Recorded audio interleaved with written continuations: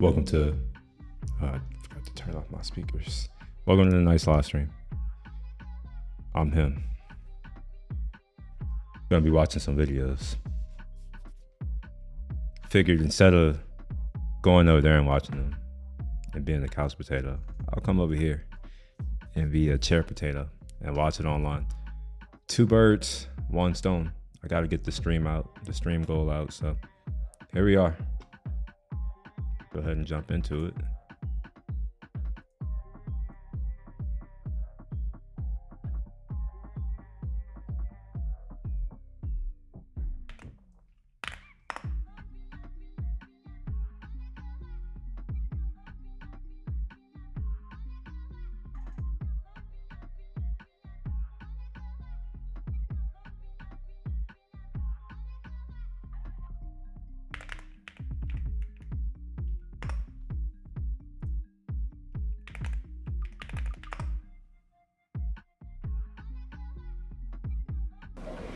Yeah.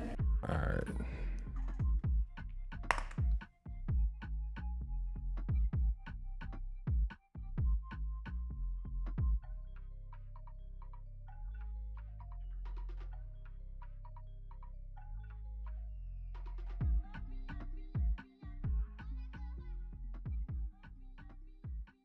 All right, let's go ahead and play it. Ich habe vielleicht eine etwas ausgefallene. Before I play it, let's give this person a like. This is Manosphere Highlights Daily. I will share the link to any of you who wants to go and subscribe to the guy or watch more of his content. Meinung über eine emanzipierte Frau. Nach meiner Meinung sind es nicht die Frauen, die sich befreien müssen, sondern vor allen Dingen die Männer. Ich denke, dass diese ganzen Aufrufe zur Befreiung der Frau, wie sie momentan so sehr in Mode sind, dass sie nichts weiter sind als Erbauungsliteratur. Ich nenne sie deshalb Erbauungsliteratur, weil sie sowohl den Männern als auch den Frauen genau das sagen, was sie am liebsten hören. Nämlich den Frauen sagen sie, dass sie ja so arm sind und so unterdrückt. Und das gibt den Frauen eine fantastische Ausrede, aus dem System Ehe noch mehr herauszuholen, als sie sowieso schon tun. Und den Männern sagt man, dass sie Tyrannen seien. Und die Männer hören das gern, sie halten das für ein Kompliment, sie finden das besonders männlich. Nach meiner Meinung verhält es sich aber im Großen und Ganzen doch ganz, ganz anders. Nach meiner Meinung werden die Männer einfach von den Frauen hemmungslos ausgebeutet. Sie werden zum Geldverdienen dressiert. Und All right, so it sounds like her thesis is that it's actually men who are oppressed in society. And just knowing a little bit about how societies have worked, I don't disagree with that fact.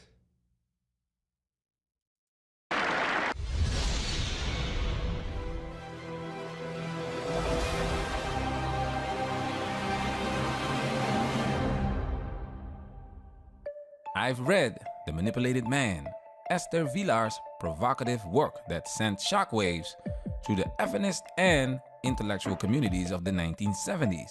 Imagine the scene. It's 1971, and a young woman boldly claims that the true power dynamics in society are entirely different from what everyone believes.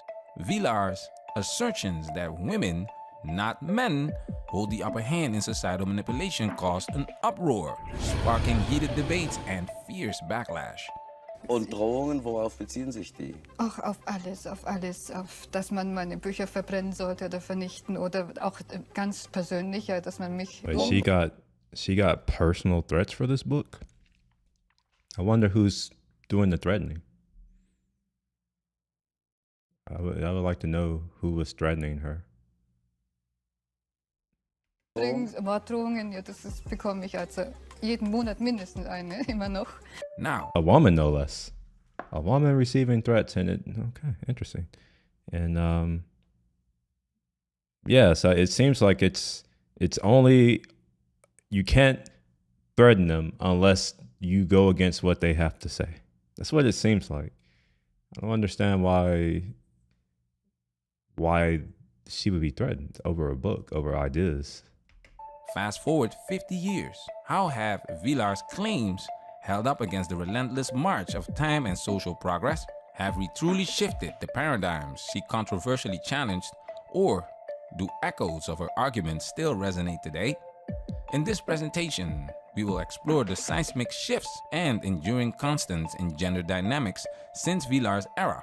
We'll dive into the evolution of societal roles, scrutinize the remnants of Villar's assertions, and reflect on what these changes tell us about the journey toward genuine equality. In particular, we'll be focusing on the first 3 chapters of Villar's book, The Slave's Happiness. What is a man? What is a woman? This is part 1 of our video presentation, where we contrast the radical perspectives of the past with the nuanced realities of the present, uncovering what has changed, what has remained steadfast, and what it all means for the future of gender relations. So buckle up for this dive into time, controversy, and the relentless quest for truth. One that is sure to be thought-provoking. Let's talk about it. Now it's time for us to get into this and do what we gotta do. Because we men, ain't we? We men, ain't we?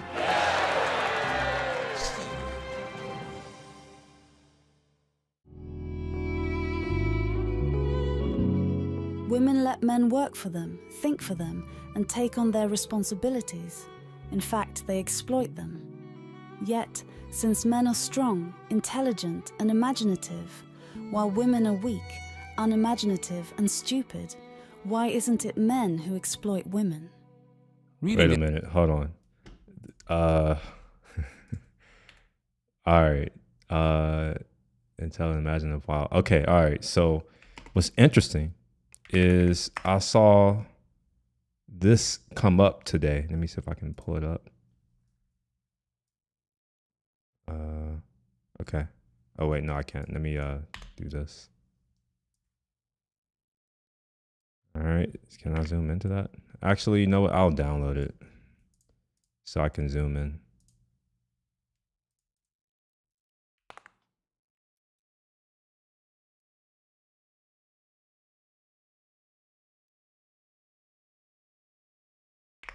So according to the OECD, their official account, girls are considerably stronger creative thinkers than boys.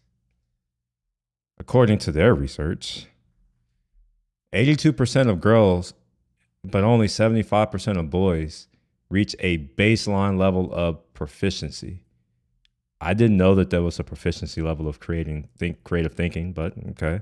Maybe they're saying the baseline is just somewhere here in the middle. So this 31.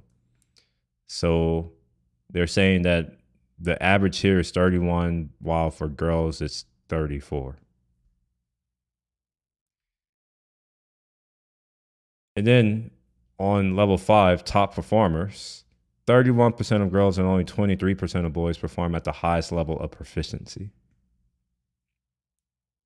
Now, to be proficient in something is that's a very interesting choice of word, I think.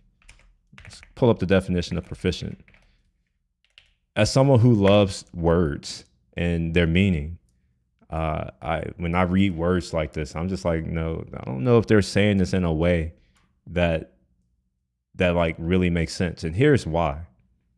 Competent or skilled in doing or using something. I don't think that you could be a competent or skilled creative thinker. I think that creativity exists on the opposite end of skill. Or in other words, I think creativity is more of a function of talent than it is a function of, doing something repeatedly. Because if it were something that you can practice, then we would all be creative, but that's not really true. And on this same line of thinking, if that were really the case, then why didn't they build any of they didn't build pyramids, they didn't build society or the infrastructure needed, for us to thrive. They didn't build the legal systems or the social frameworks. They didn't build anything. And it's interesting that, that this study comes out here and it's like, oh, there are more creative things. Okay, anyways. The reason why I brought that up is because of what I just saw here, where it says, since men are strong, intelligent, and imaginative, while women, I don't know if I believe that. Oh wait, hold on. Maybe let's see what she says. While women are weak, let's look up the definition of weak. I know what the definition is, but I feel like a lot of people don't know words. Oh wait, dictionary is what I'm looking for. So we will look up weak. Lacking power to perform physically. I think that's true. Just in case someone's watching this and they're like, oh, you said that they're weak. Well, by the definition of what the word means, that's true. Liable to break or give way under pressure. I would also say I would argue that that's true as well, because the trait of withdrawal is higher amongst that specific group. Lacking intensity or brightness. I don't think brightness works here, but intensity maybe. Generally, I've never met anyone more intense than men. But anyway, let's keep going. Unimaginative. I don't know if I believe that, and stupid. I don't know if I believe that either. Why isn't it men who exploit women? All right. And stupid. Keep going. Why isn't it men who exploit women? Reading this chapter reminded me of this quote. The best way to keep a prisoner from escaping is to make sure he never knows he's in prison. Esther Villar suggests that qualities often associated with leadership and power, such as strength, intelligence, and imagination, might actually make individuals more susceptible to exploitation. Instead of leading to genuine power, these traits could trap individuals into roles of service and hard work, essentially making them slaves to societal expectations and responsibilities. Esther Villar provocatively proposes that those who rule the world are not necessarily the most capable or expert individuals. That is Instead, true. She That argues is 100% true.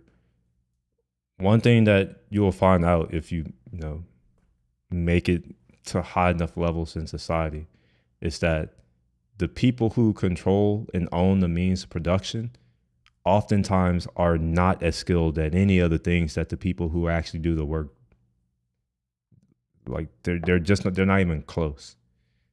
Obviously, they're competent in other areas, but in the areas needed to actually survive, without having other people basically exploiting the labor of others and the ideas of others, without that, like, they would not be able to exist. So, it almost seems like we have this weird way in our societies where it's not the survival of the fittest. It's not just physical or intelligence. It's more than just those things. power may reside with those who are not particularly skilled or fit for significant achievements. In her controversial view, women. Desperate times call for desperate measures. Yes. The old damsel in distress trick. Works every time. You need some help? Why should a woman learn to change a flat when the opposite sex, half the world's population, is able and willing to do it for her? Esther Villar uses the damsel in distress argument to explain how women manipulate men into doing their bidding. She claims that women, while appearing less involved in the heavy lifting, are the true rulers. Esther Villar's view is that women exercise power through indirect means, leveraging societal structures and relationships to control men and benefit from their labor. One example that illustrates Villar's argument can be found in reality TV. Internet watching. Expedition YouTube Robinson, watching. a show that places a group of strangers in an isolated location where they must provide food, fire, and shelter for themselves, offers a clear demonstration. In one Feel free episode, to a man from the men's camp share had to thoughts, serve or if there's in some the that I women's should stop camp a pause and go was back to talk immediately about, put let me to know. work on tasks they should have done themselves. Zeg, ik heb hier een leuk lijstje. Vissen. En een goed vuur maken. En houthakker, uiteraard. Want ja, fysiek zijn wij toch in de minderheid. Hè? Wij doen echt alleen het hoog nodig. I love how this person is talking to this other person as if they are superior and that they can just bark orders. En wat niet Nou, hoeft, ik dat heb al hoeft niet. gehakt hoor.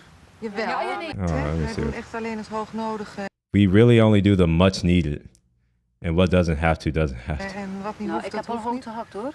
Jawel, jawel, maar ik bedoel, wij hebben niet bergen voorraad. Ja. Maar wat wij ook heel graag van je willen, dat is gewoon een goed gesprek en de moreel een beetje ophogen hier. Want In contrast, when a woman from the women's camp had to serve in the men's camp, observe the difference.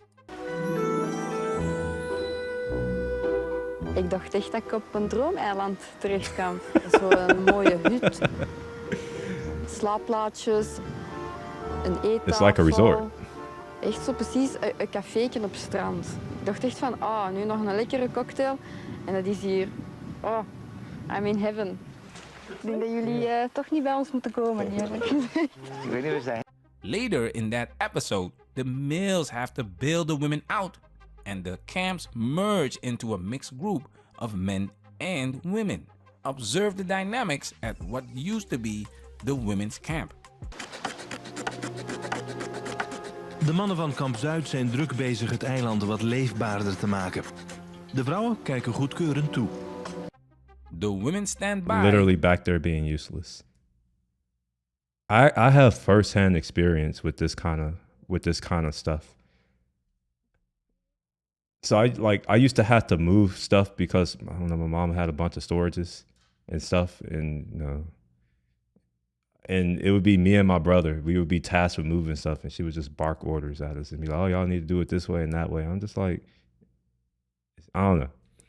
Initially back then, I thought it was just because it was like, we're the children, we're the kids. But I wasn't a kid then. I was in college. I wasn't living at home or anything. And yeah, I've noticed this in several times, even when there were other, like my uncle or my brother's dad or even my friends. It was like we would all be getting told what to do while, he's just in the air conditioning, not doing anything, just talking bad about how we're not doing it good enough or fast enough or something. Looking on approvingly. Who benefits the most from this situation? Who is exploited here? Even if the women wanted to help, they would likely prove incompetent, as the tasks the men are undertaking require a level of skill and effort that they lack. You have just witnessed the foundation of the patriarchal system that women voluntarily chose to follow. It's only expected that men risk their lives to protect these women from danger. None of these women would prefer to be stuck on this island with a bear rather than with a man. This episode illustrates why feminists emerge when the world is built and safe, claiming oppression by men without considering that the world didn't start out with skyscrapers and air conditioning systems. The new generations suffer from amnesia. See how humbling this experience is for the women. Ik heb ooit een keer een interview gedaan met een sociobioloog en die zei als het aan de vrouw had gelegen, dan leefden we nog in het stenen tijdperk. Ik begin er steeds meer in te geloven. Dat moet je niet zeggen. Nee. Dat is toch waar? Kijk nu. Wij zijn echt een stelletje slonzen bij elkaar geweest. Nou, dat wil ik mezelf toch niet laten zeggen, hoor. Ja, maar het is wel zo. Het is wel zo, helaas. Sorry. This is pure gold. The purest of the purest gold there is. Only the environment can humble women like this. One of the ladies tries to maintain the delusion, but due to the environmental circumstances, the other women refuse to follow her lead. Pure gold. Because they won't survive with that attitude. So these modern women immediately become damsels in distress and let the men do their bidding. This is exactly what will happen if society collapses. Even though these men are also modern, their instincts kick in and show these women who the real prize is. We men, ain't we? Why do women not make use of their intellectual potential? For the simple reason that they do not need to. It is not essential for their survival. Theoretically, it is possible for a beautiful woman to have less intelligence than a chimpanzee and still be considered an acceptable member of society. Fast forward 50 years, society and technology have advanced to a point where traditional gender roles are less pronounced and men are no longer directly necessary for many tasks that women once relied on them for. With just a few taps on her smartphone, a woman can summon roadside assistance or order services she needs. Birth control has given women unprecedented control over their reproductive health, allowing them to engage in sexual activity without the risk of unwanted pregnancy. The transition from the industrial era to the digital age has created numerous job opportunities that are less physically demanding, enabling women to pursue careers and achieve financial independence. This autonomy allows women to afford services and support that in the past would have been provided by their husbands, further reshaping the dynamics of power and dependence in modern relationships. Despite all these advances, many women will still expect men to adhere to traditional gender roles. That's true. It seems that all of the rhetoric that I'm hearing from that group is that they can do whatever they want, that they can be modern and all these things, but they all want a man to be traditional and to fit into traditional gender roles while they themselves don't have to. They can be free of it, which is hypocritical at best. It's hypocritical, but yeah, it's also kind of stupid because it almost seems like, I don't know, it almost seems like they don't humanize us. Like it's almost as if we don't have our own wants, needs, and preferences. And even if you have your preferences, obviously you will be shamed for it, which I don't understand how that works, because I thought I thought shame was something that only works on the feminine type. I don't know. Maybe it's just, I don't know. Maybe that's not true. I've never felt like shame. Like I don't know. Like for me to be ashamed, I have to respect the people who are shaming me. And I grew up learning that respect is earned, and I mean, people haven't earned my respect. So it's just how can, I don't know. Anyway, let's keep going. Contrast, men have always been and continue to be judged primarily by their productivity and ability to provide. A man's worth in society is often linked to his job, his ability to earn, and his contributions. Or their utility, their usefulness. That's what my grandpa always told me when I was growing up. He's like, boy, make yourself useful. You know, you need to be useful. He didn't say he wasn't giving me any of this other stuff, but he was just saying, you know, you need to be useful. And I'm glad that I became useful because, you know, like you do get respect and admiration, and you get all of the accolades. You get financially rewarded for it and all that kind of thing.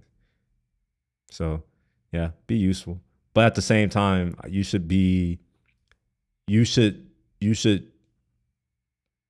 guard your labor, because if you don't, people will exploit it.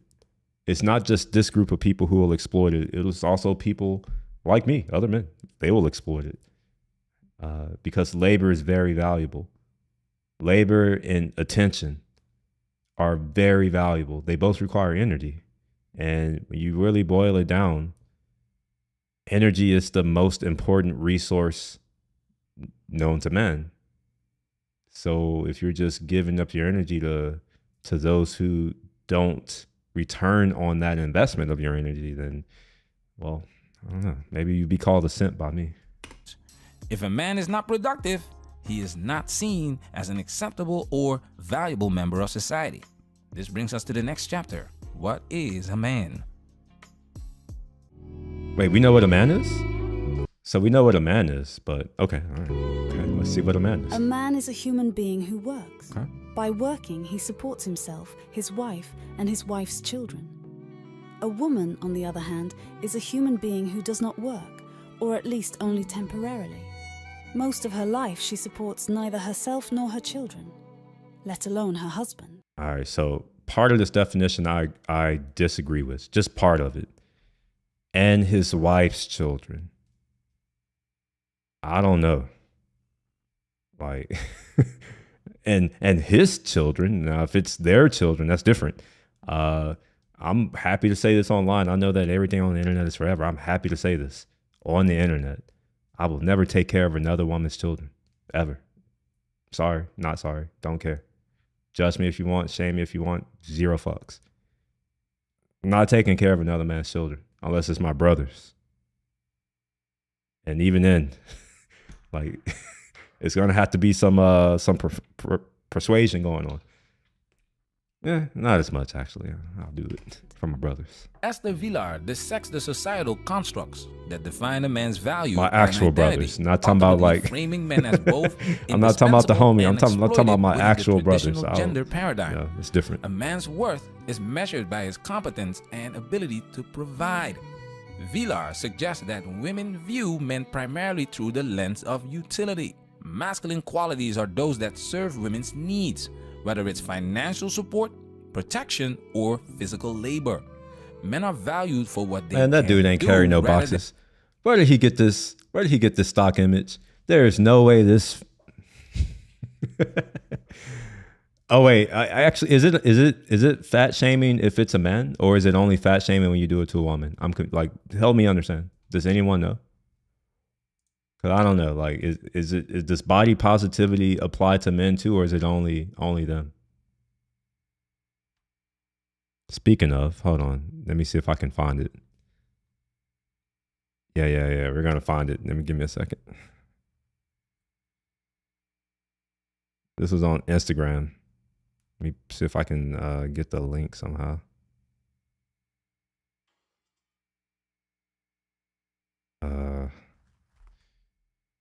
No, it doesn't. Oh wait, no, I got it. Perfect. All right, so check this out. Uh-oh, what did I just do?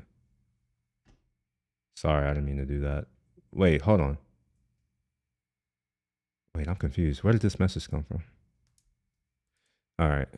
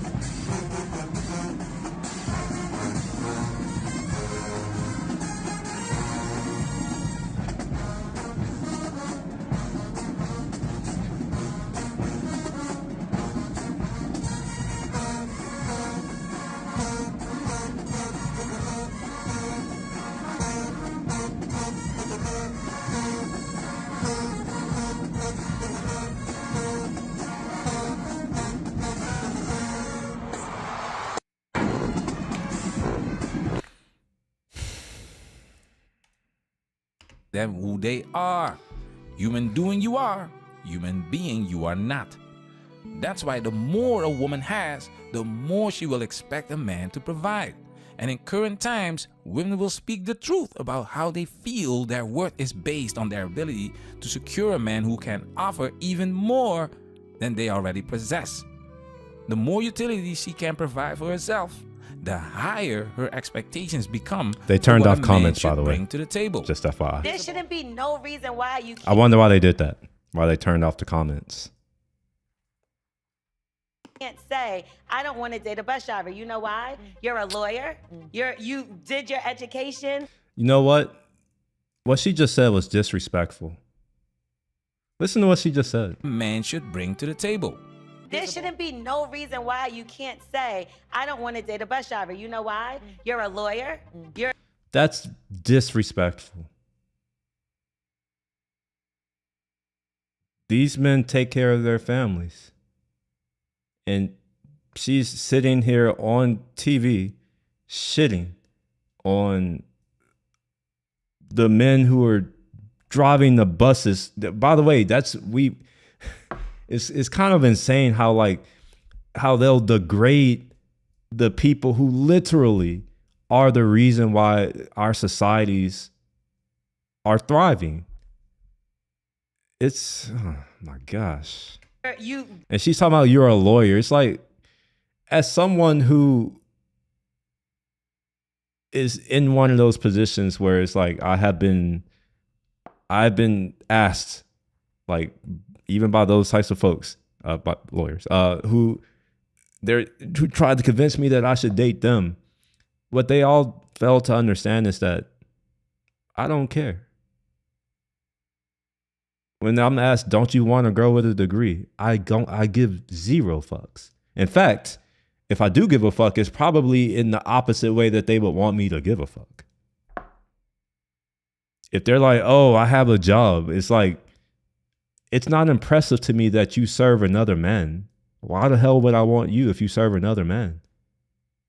Because chances are their boss is a man. So why am I impressed by a woman who tells me that she has another man in her life who she's trying to please? And then they talk about the things that they have as if I give a fuck about makeup or soap or candles or dumbass decorations. It's kind of baffling to me that they'll want someone in like these high powered positions or people with money. And then these same people don't understand that we don't want them. We're not looking at them the same way that they're looking at us. See, what they fail to understand is that once you are, I mean, if you're a man and you have means, let's say you're relatively good looking, you're tall, you're competent, you have several women who want you. And why would we ever just choose one when we can have more than one? I don't know. I think they overestimate themselves sometimes. Like I don't know. It doesn't make sense to me. It's like, oh, you're a lawyer. It's like, who gives a fuck? Can't say I don't want to date a bus driver. You know why? You're a lawyer. You did your education. You've done your work. You've been on television. You're still on television, and you probably don't want that kind of man, and that's okay. If you're not helping me with 90% of the See, and what's crazy to me is that they can understand that how they may not want a certain type of man. They can understand that, and they can all get behind that. Oh, you girl, you go girl, all this other crap, but they can't understand a man not wanting them. I don't want a woman who's like okay, you have a degree. Okay, I don't. In my experience, and don't take this the wrong way, the bed don't change. I'll just say it that way. Like I've had people with degrees and people without degrees, and I'm gonna say that it feels the same to me. I can't tell when that. Like I can't tell that is, from Harvard or from Yale or from Princeton or from USC or Berkeley. I can't tell. It don't make a difference to me. I've not noticed it. Or I've not even noticed if they have money. It's like, okay, someone who has money, someone who's broke. I've had it all. And in none of the situations where I'm like, oh yeah, this feels so much better because you have money. It feels the same to me. Same with the job. Okay, you have some high pile. You're a product manager. Okay. Oh, you're a lawyer. Oh, okay. Oh, you work at the Apple store. Oh, okay. In my experience, it feels the same. Just putting that out there. It feels the same to me. It's the same shit. Whether you are, you a boss bee or you not a boss bee, it feels the same. So, yeah. things I need help with, why here? Because I'm like, I can do it for myself, so then why are you here? I feel. I love that they all start off sentences with I feel, as if feelings matter. Like, I have done so much work on myself. I have built a beautiful life for myself. I'm happy with my life where I'm at, my job. I'm successful. I'm independent. Okay. She just said the key word. I'm successful. I'm independent. So why are you here complaining? I'm also successful and I'm also independent, and you don't see me here complaining about how independent and successful I am. Healthier than I've ever been. I take such good care of myself. Truly, the only thing I'm missing in my life is someone to enjoy it with. And I'm so sick of waiting. Like, when is it going to be my turn? Wait. Well, hold on. What did she start off with? I could have sworn she said happy. So then why are you here? I feel like I have done so much work on myself. I have built Okay, she didn't. a Okay. beautiful life for myself. I'm happy. Oh no, she did say it. She says I'm happy. Does she sound like someone who's happy? Maybe these people don't understand what happiness is. Maybe they've not achieved it yet. Or maybe they don't understand that happiness is not a constant emotion that you feel. It's kind of more of a it comes and goes. It's not a consistent state that you're in. So when she's saying I'm happy, it's like she doesn't understand what that word means. Because if she were happy, she wouldn't be making a video right now complaining. That's just me. I don't know. Maybe I'm just weird. I could be weird. Even when I'm unhappy, I'm not going to make a video and complain about it to people who won't help me, because I understand that the only way to get out of anything is to do something about it. And generally it's not to complain. It's to make yourself better. But I guess for her, it's kind of hard because, you know, I'm gonna be real. Like for me, at least, once you age out for me, it's just can't change it. You know, we all have preferences. Some of them, it's just like, yeah, at a certain age, it's just like I just look at you differently. I'm not going to treat you bad or anything. It's just like you are not. It's as if you're a kid to me at that. I don't mean like that. I mean like I'm not attracted to kids. I'm also not attracted to people who are like 30 and over. It's just I'm sorry. If you look like you almost 40, there's nothing there for me. It's just, I don't even know if it's a preference. I don't even have the urge to the drive. I don't even look at them the same way. It's like an ant at that point. It's like, oh yeah, no. My life where I'm at, my job, I'm successful, I'm independent, I'm healthier than I've ever been. I take such good care of myself. Truly the only thing I'm missing in my life is someone to enjoy it with. And I'm so sick of waiting. Like, when is it going to be my turn? No. One can hardly assume men do all this for pleasure and without feeling a desire for change. They do it because they have been manipulated into doing it. Their whole life is nothing but a series of conditioned reflexes, a series of animal acts. A man who is no longer able to perform these acts, whose earning capacity is lessened, is considered a failure. He stands to lose everything: wife, family, home, his whole purpose in life. All the things, in fact, which give him security. You want to know what's crazy? We have a whole population of people just like that. And it's crazy to me that no one cares about them. You know, for all this compassion that I'm told that these people have, I don't see it. I just don't see it. Like when I was in the Bay Area, you know, these people who are like, oh, like I have these philanthropic things and like I like to help disadvantaged X, Y, or Z. But I always notice is that on the way to work or to the office, they step over the same homeless people that I did. But I guess they don't see that. At least with me, I could acknowledge the fact that I don't care. At least I can acknowledge that. I'm not going to come out and gaslight you and say, you know what, like I have all these things and try to virtue signal. It's like it's this weird thing where the words don't align with the actions. And I've been conditioned to look at action, not words, which is why I often will probably be described as an asshole, because I don't care what you say. I only care what you do. I don't even think this is a belief. I think this is truth, which is your actions are the embodiment of your values and your morals and your beliefs. You will not act or do anything if you don't believe that whatever you're doing is going to result in something that you're after. You can almost call it faith, really, because you only act out what you believe in up here. And you act it out because you think it'll result in whatever you think it's going to result in. That sounds like faith to me. Purpose in life.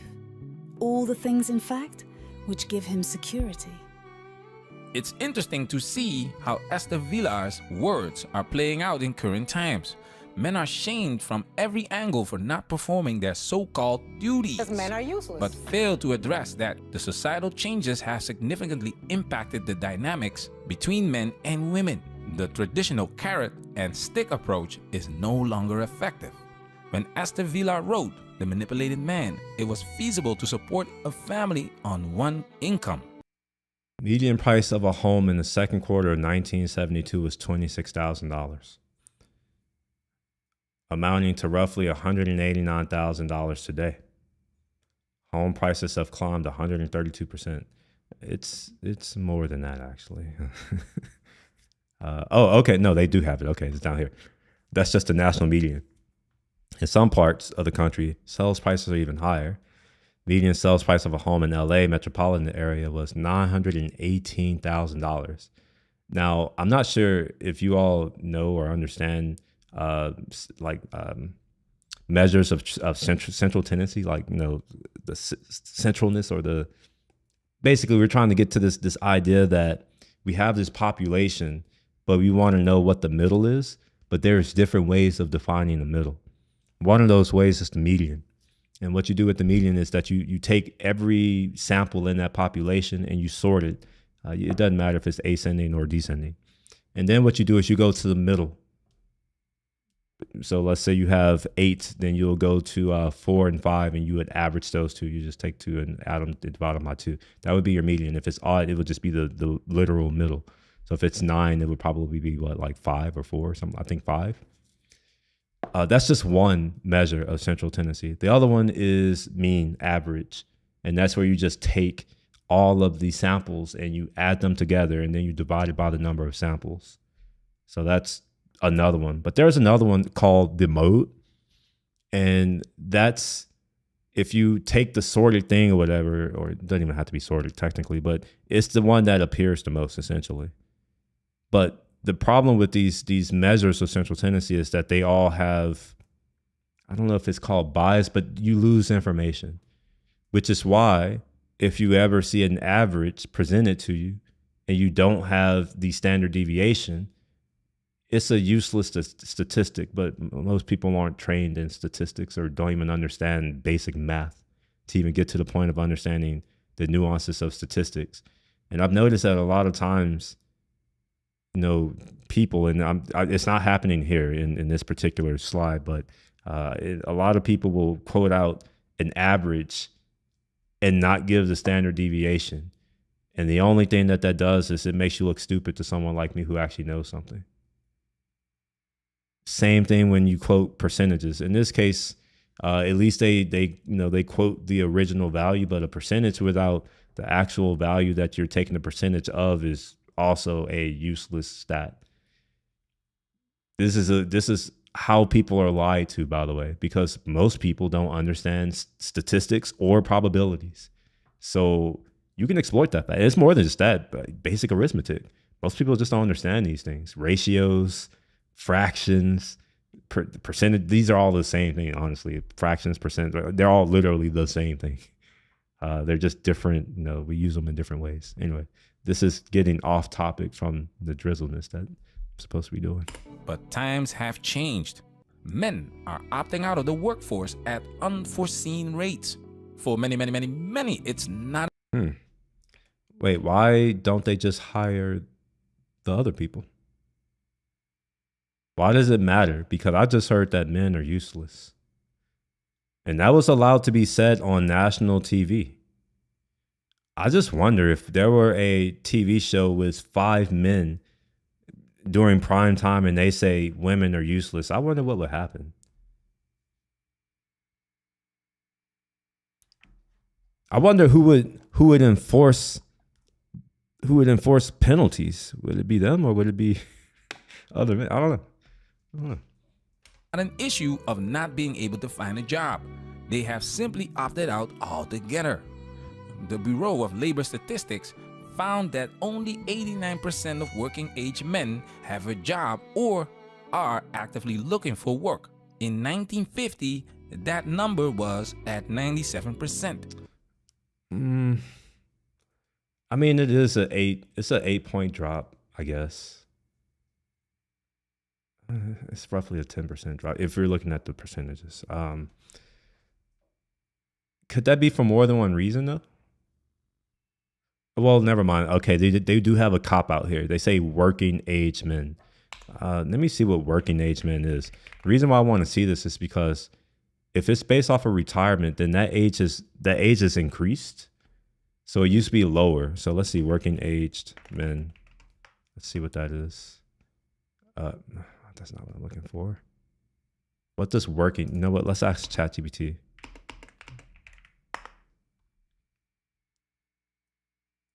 All right. So what is considered working age in America? Yeah. Hopefully it'll understand today. So 16 to 65 years old. And that's based on the current retirement age. The age for full Social Security ranges from, okay. What were the retirement ages in each decade starting from 1900? The reason why I want to see this is because I think the new deal that changed the retirement age, if I'm not mistaken. There was no official one, similar. Okay, 1920s, and all right, here, new deal. Social Security Act of 1935, it established it at 65, so it's always been 65. Or has it? That's for full benefits, though. The retirement age remained at 65. Retirement age was 65. Early retirement reduced it to 62. Okay, so it's, the full retirement age. Okay, so it's kind of hard to say because there's this full retirement to get all your benefits, but then there's just retirement. It seems like it's relatively stable, 65. The reason why that was interesting to me is that I'm trying to figure out what could be causing this beyond just what they're saying. They're saying men are checking out, but I don't know. That's, there's no data that suggests that's actually what's the cause, but maybe that is one of the reasons. And I was trying to see if there could be another reason. So my hypothesis was that if the retirement age has increased and we have a larger overall population, then we will have more men total, right? So let's say 89% of them are working now. Well, if they're over 55 or 60 or 60, 63, they're still counted as a working age male. And that could be the reason for the shift. But just based off the cursory research I did, which I didn't dig that deeply, but just based on that, maybe, I don't know, maybe they have a point here. Maybe this is the reason why. I don't know. I really don't know. While the early 1950s saw around 96% of working age men between the ages of 25 and 54 working full or part-time jobs, that proportion has now moved to just 86%, according to the Bureau. Yeah, I still don't. I mean, I'm not disagreeing with the stat or the change, like the trend. I'm not disagreeing with that. I'm not even disagreeing. I'm just curious. Could it be for other reasons, like, automation, for instance? A lot of the jobs that we once required, we no longer require. Or is it the fact that we hollowed out our own industry by shipping it overseas to China and Vietnam, Indonesia, all these other countries? Like, could it be that? And the only thing that we have here, like, either labor jobs or very high skilled jobs, or I guess like menial jobs. I don't know. I really don't know. Of labor statistics. Additionally, only half of single men are actively seeking relationships or even casual dates. See, that's interesting right here too. Most young men are single, however, most women are not. So here's my issue with just this headline. It's a little bit disingenuous. Here's why. It says most young men. This is an adjective. It's changing men here. It's not just saying men. It's saying young women. Oh, never mind. I'm lying. Never mind. I can't read. I have no problem with this anymore. It says the same thing here. Most young men are single. Most young women are not. I understand why most young men are single. And I also understand why most young women are not. I think if they would have flipped it and said, or if they dig a little bit deeper, they'll probably realize that young women date older men in general. And I will, you know what? I will start talking. I may even start doing videos about this. I know a girl who basically had like a one night stand at 18 with a 31-year-old dude. It's just interesting. It's just interesting, According to Pew, this shift suggests that the happens a traditional lot more than you motivations think. for men, such as providing for a family and fulfilling societal roles, are losing their influence. As women become more self-sufficient and societal expectations evolve, the pressure on men to conform to these outdated roles is becoming increasingly unsustainable. The juice ain't worth the squeeze. Esther Villar's assertion that men are manipulated into their roles through societal conditioning is evident in how these roles are being rejected in modern times. Then on top of that, as if you're not trying to spend money, you have to. Everything's expensive. I own a painting company, I still can't make it. I'm trying, man. I can't look at my daughter and my wife and know I'm failing.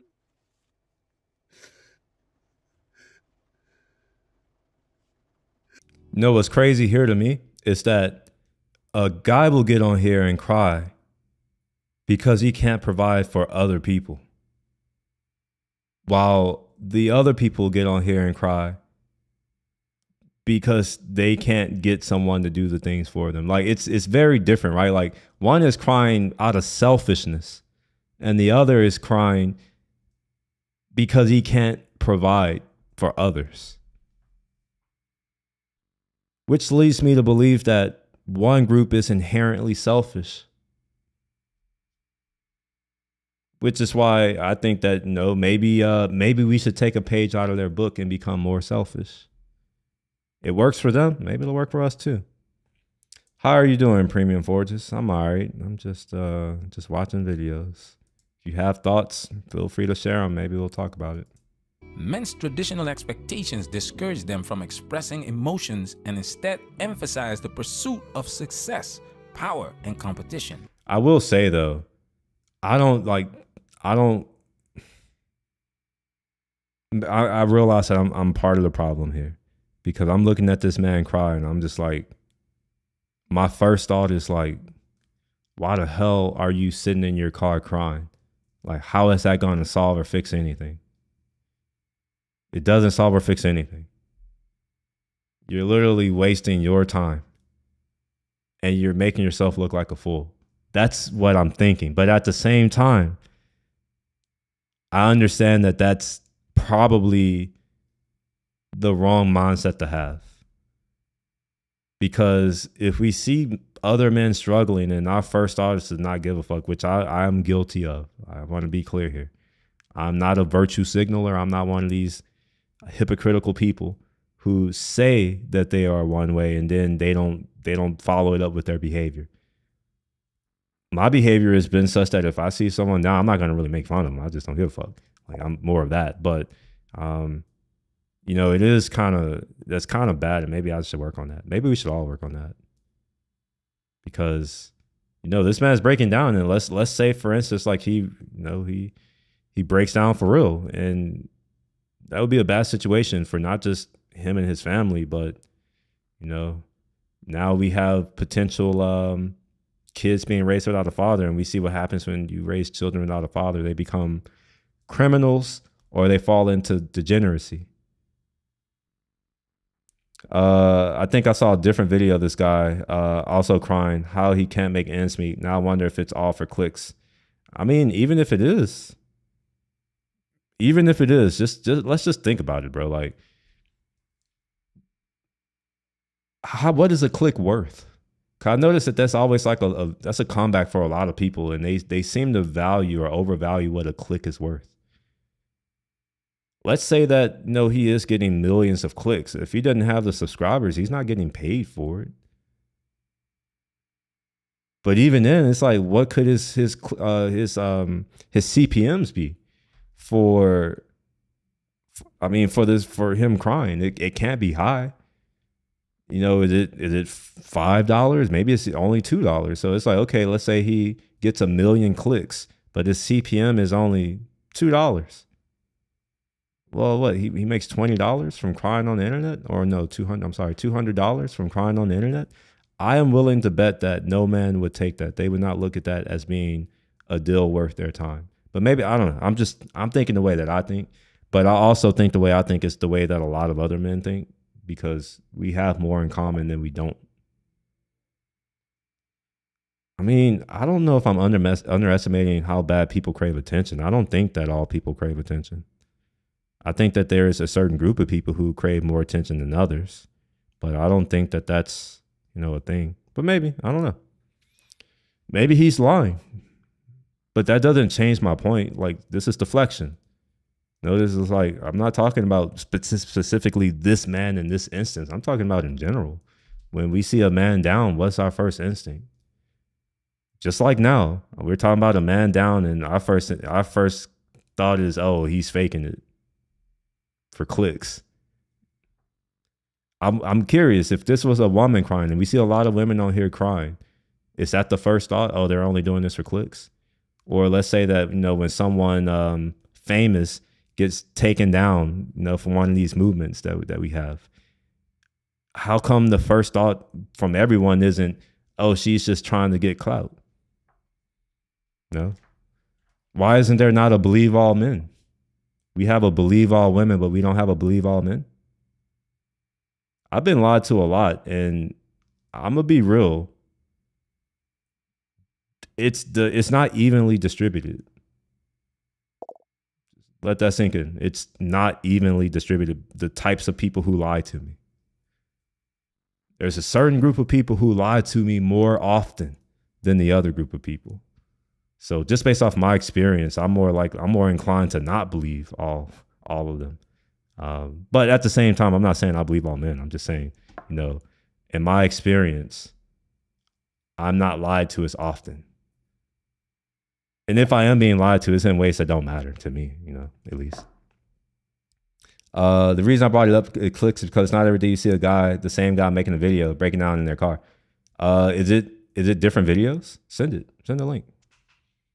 When I first saw the video, I genuinely believed him and felt bad. When I see another video, makes me think, I didn't care. Well, maybe he's going through a tough time, or maybe it doesn't matter about this one instance. I think we need to get away from that. The world is bigger than this one man, but there are a lot of men who are killing themselves. What's your rebuttal to that? I mean, do you know what the suicide rate is amongst men? Is that fake too? Let's see what that is. I'm actually curious to find that statistic. Suicide rate among men, U.S. Okay. So the suicide rate amongst men is over 4 times higher than females. So let's say that he is out here doing it for clout, which could be true. What happens if after him getting his clout, he kills himself? Is it still for clicks? I would say that's a very interesting way to go about trying to obtain clout.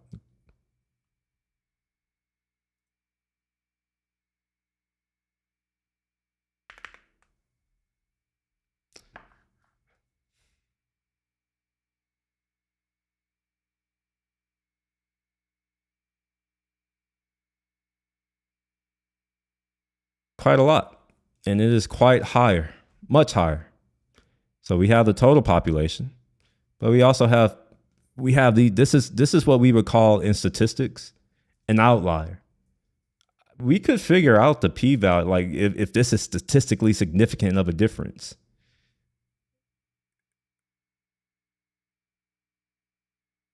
I really know.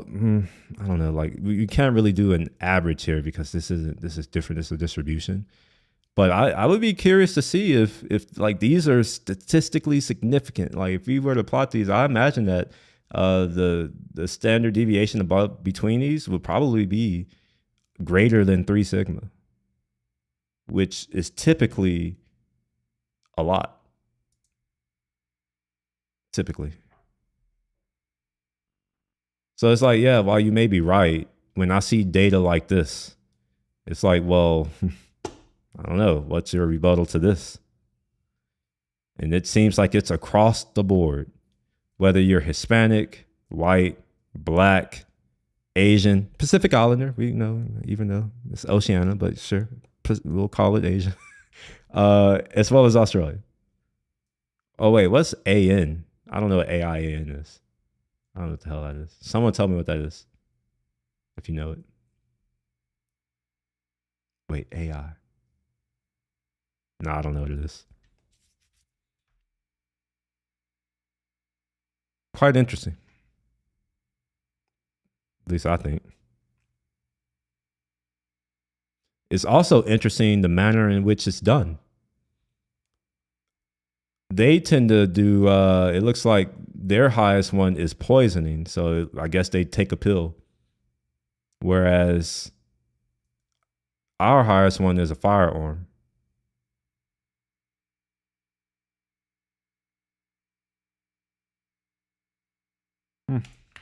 Anyway, let's keep going. Studies show that men who feel they cannot meet these traditional expectations often suffer from major psychological problems. All right, now to an alarming trend on the rise in the construction industry. New research. What does that say? They're censoring it because you can't say words anymore on the internet. But I'm fine with it. No, if this gets taken down or if YouTube won't promote it, I don't really care. It's I just don't care. But why are they dying? Why are they committing suicide? And it's interesting that it only matters when it's the people who are building that they showing that construction workers are dying by suicide at an alarming. Why don't we make construction more equitable and diverse and inclusive? Why don't we do that? When I go through all the construction, we have a lot of construction here, and I've seen construction projects my entire life. Up close and personal. Let's just pretend that I may have been around. Like I have people in my life who own construction companies. Let's just say that. And in every case, the people who are doing the construction, they're men. How come there is no outcry about that?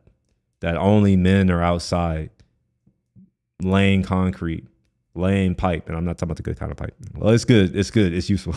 It's the utilitarian type of pipe. Oh man. Like I'm just the people who are doing the scaffolding, who build the scaffolding and take it apart, why are they all men? How come there is no outcry about there being any type of equality in these areas? Or let's say the landscaping companies. There are lots of those too. How come it's all men? Or the people who clean the tanks. Out here, we have oil and gas stuff out here. If you don't know this, not just oil and gas, but even water sometimes. Those storage containers, those cylinders that you may see in certain places that kind of have a dome to them, those have oil in them typically, or some other type of thing. Some of them have water, but it's mostly oil. Those things need to be cleaned. The people who clean them, they tend to be men.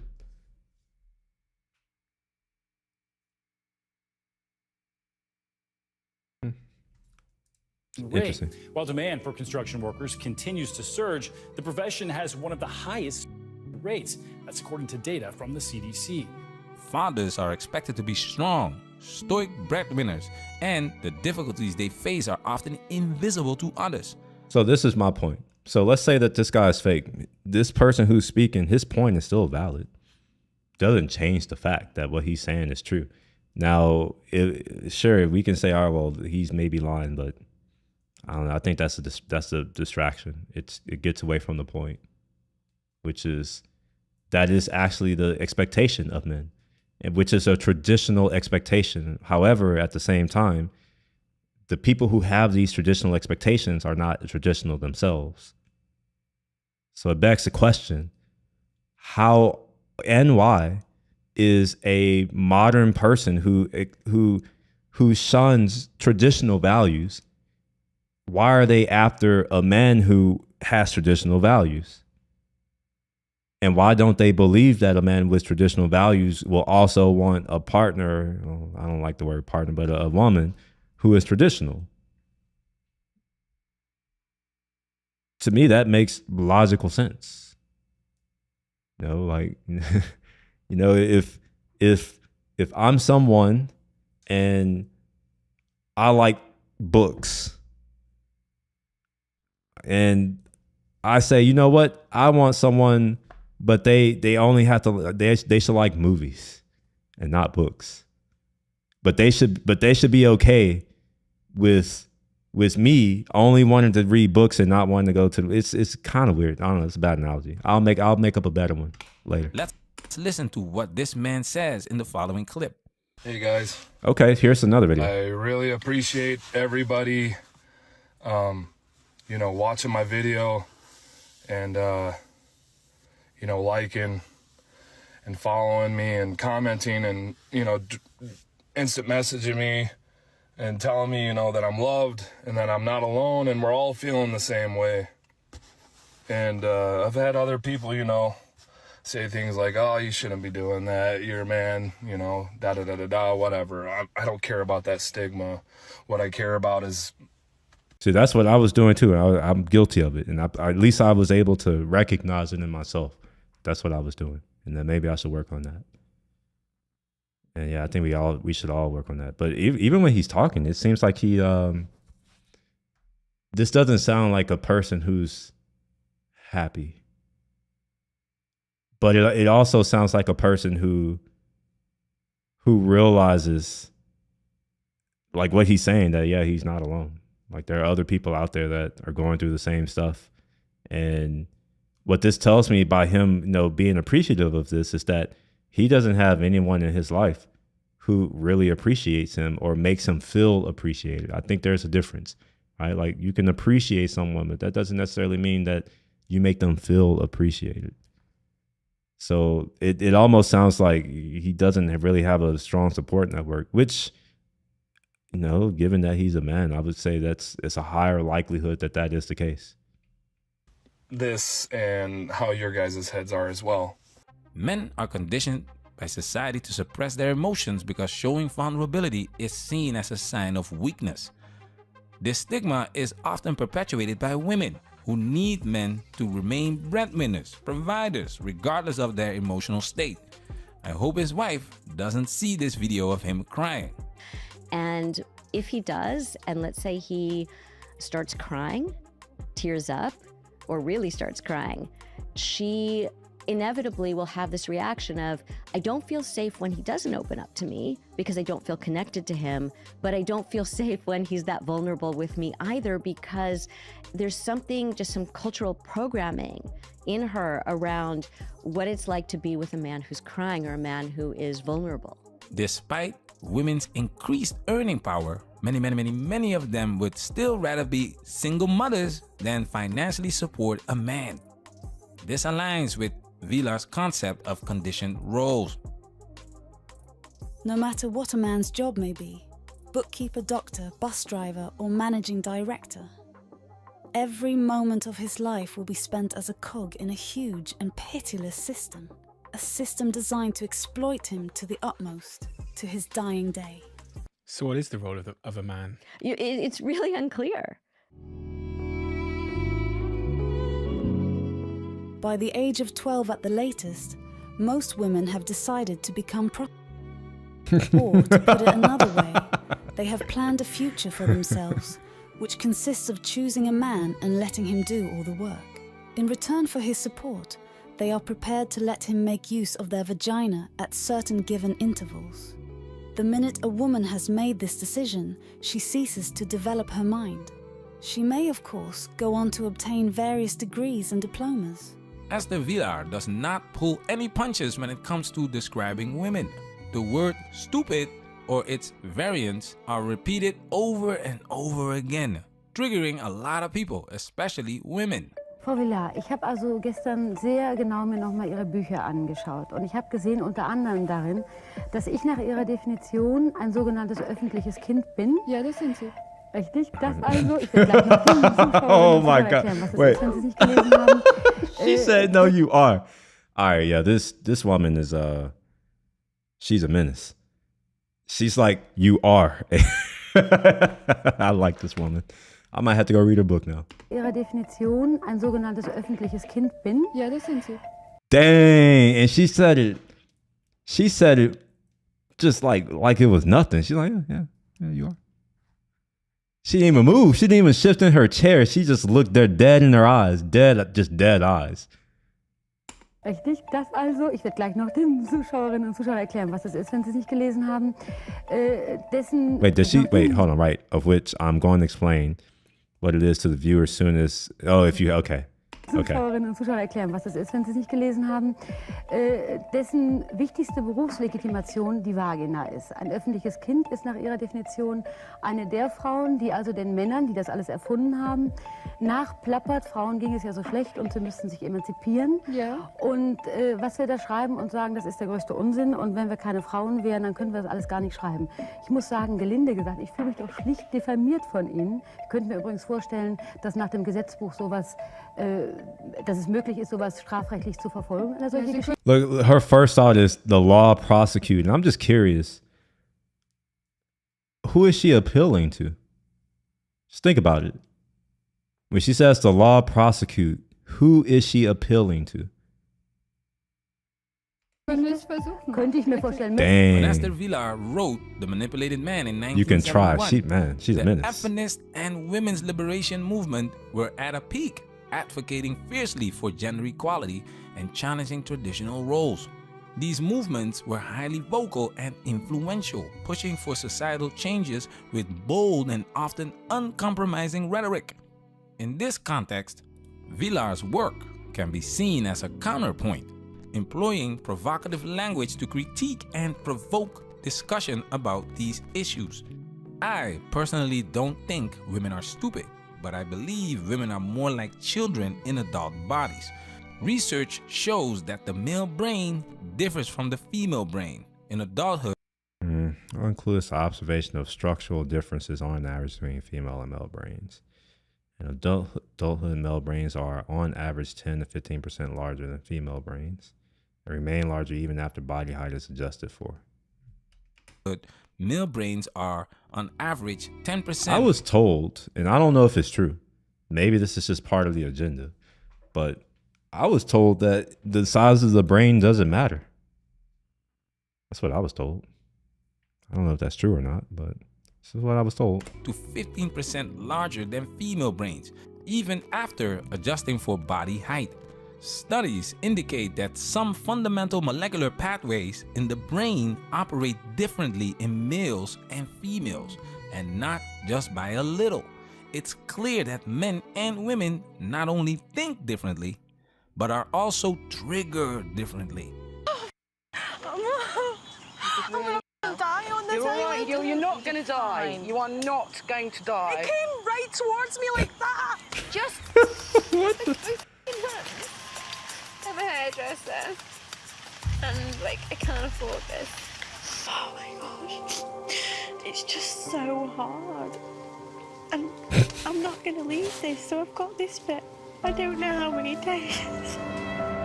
Women often cry when times get hard, and society generally accepts that it's okay for women to cry. However, it goes deeper than that. According to research, women's stress levels are 50% higher than men's. Women and girls are twice as likely to experience depression compared to men and boys, and women are 40% more likely than men to develop mental illness in general.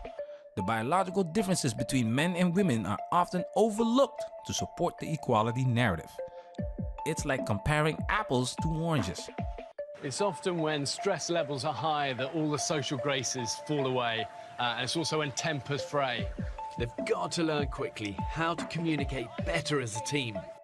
Reality shows like Survivor demonstrate time and time again that when women and men are operating in separate camps, the men's camp is orderly, structured, and cooperative, whereas the women's camp struggles with basic tasks, argue amongst themselves, and lack harmony.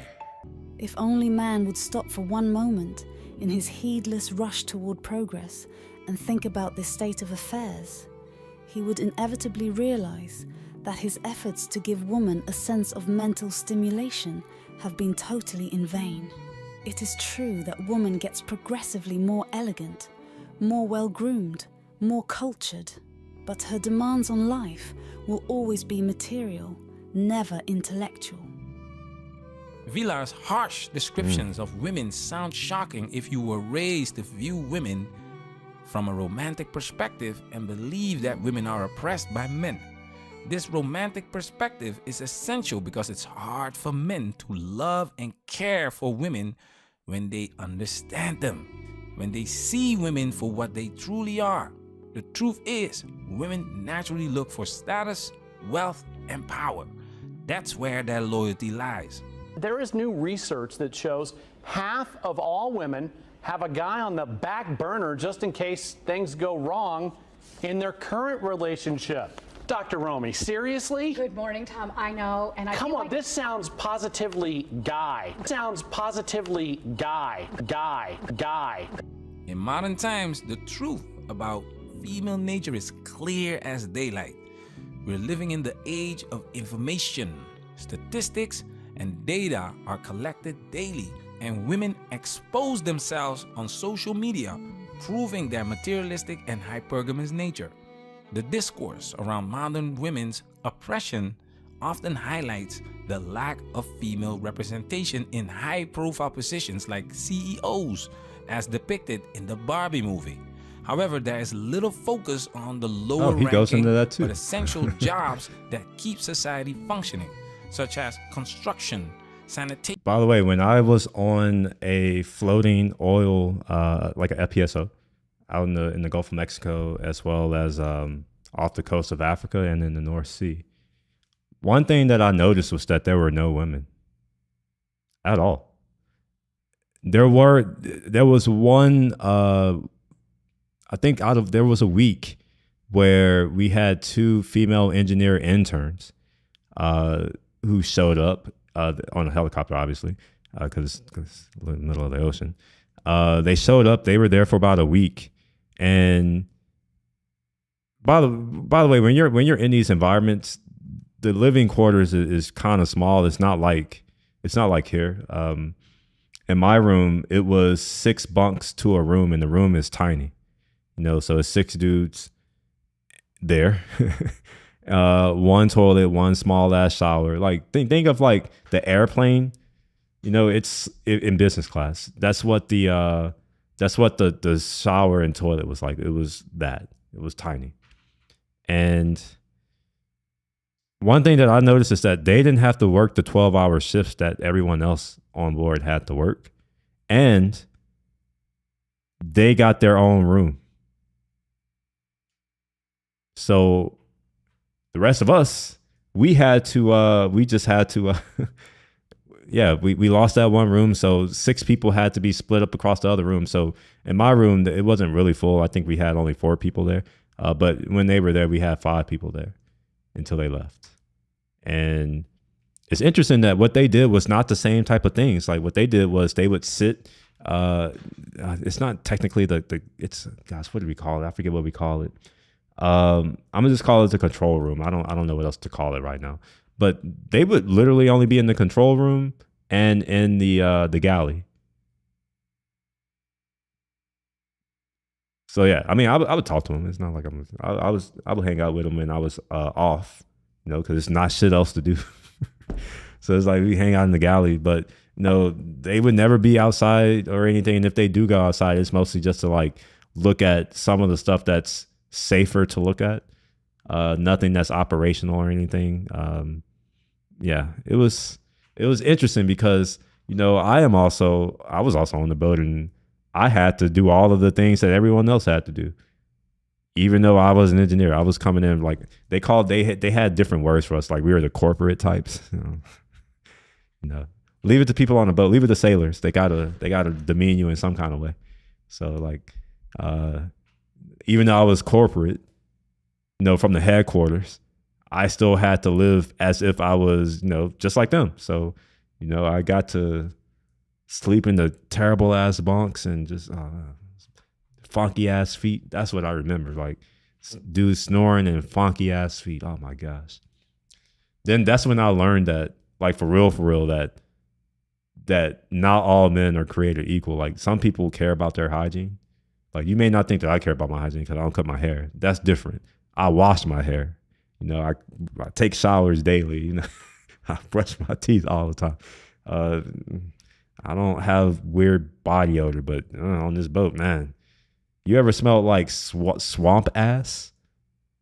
That's what my bunk would smell like sometimes, was swamp ass.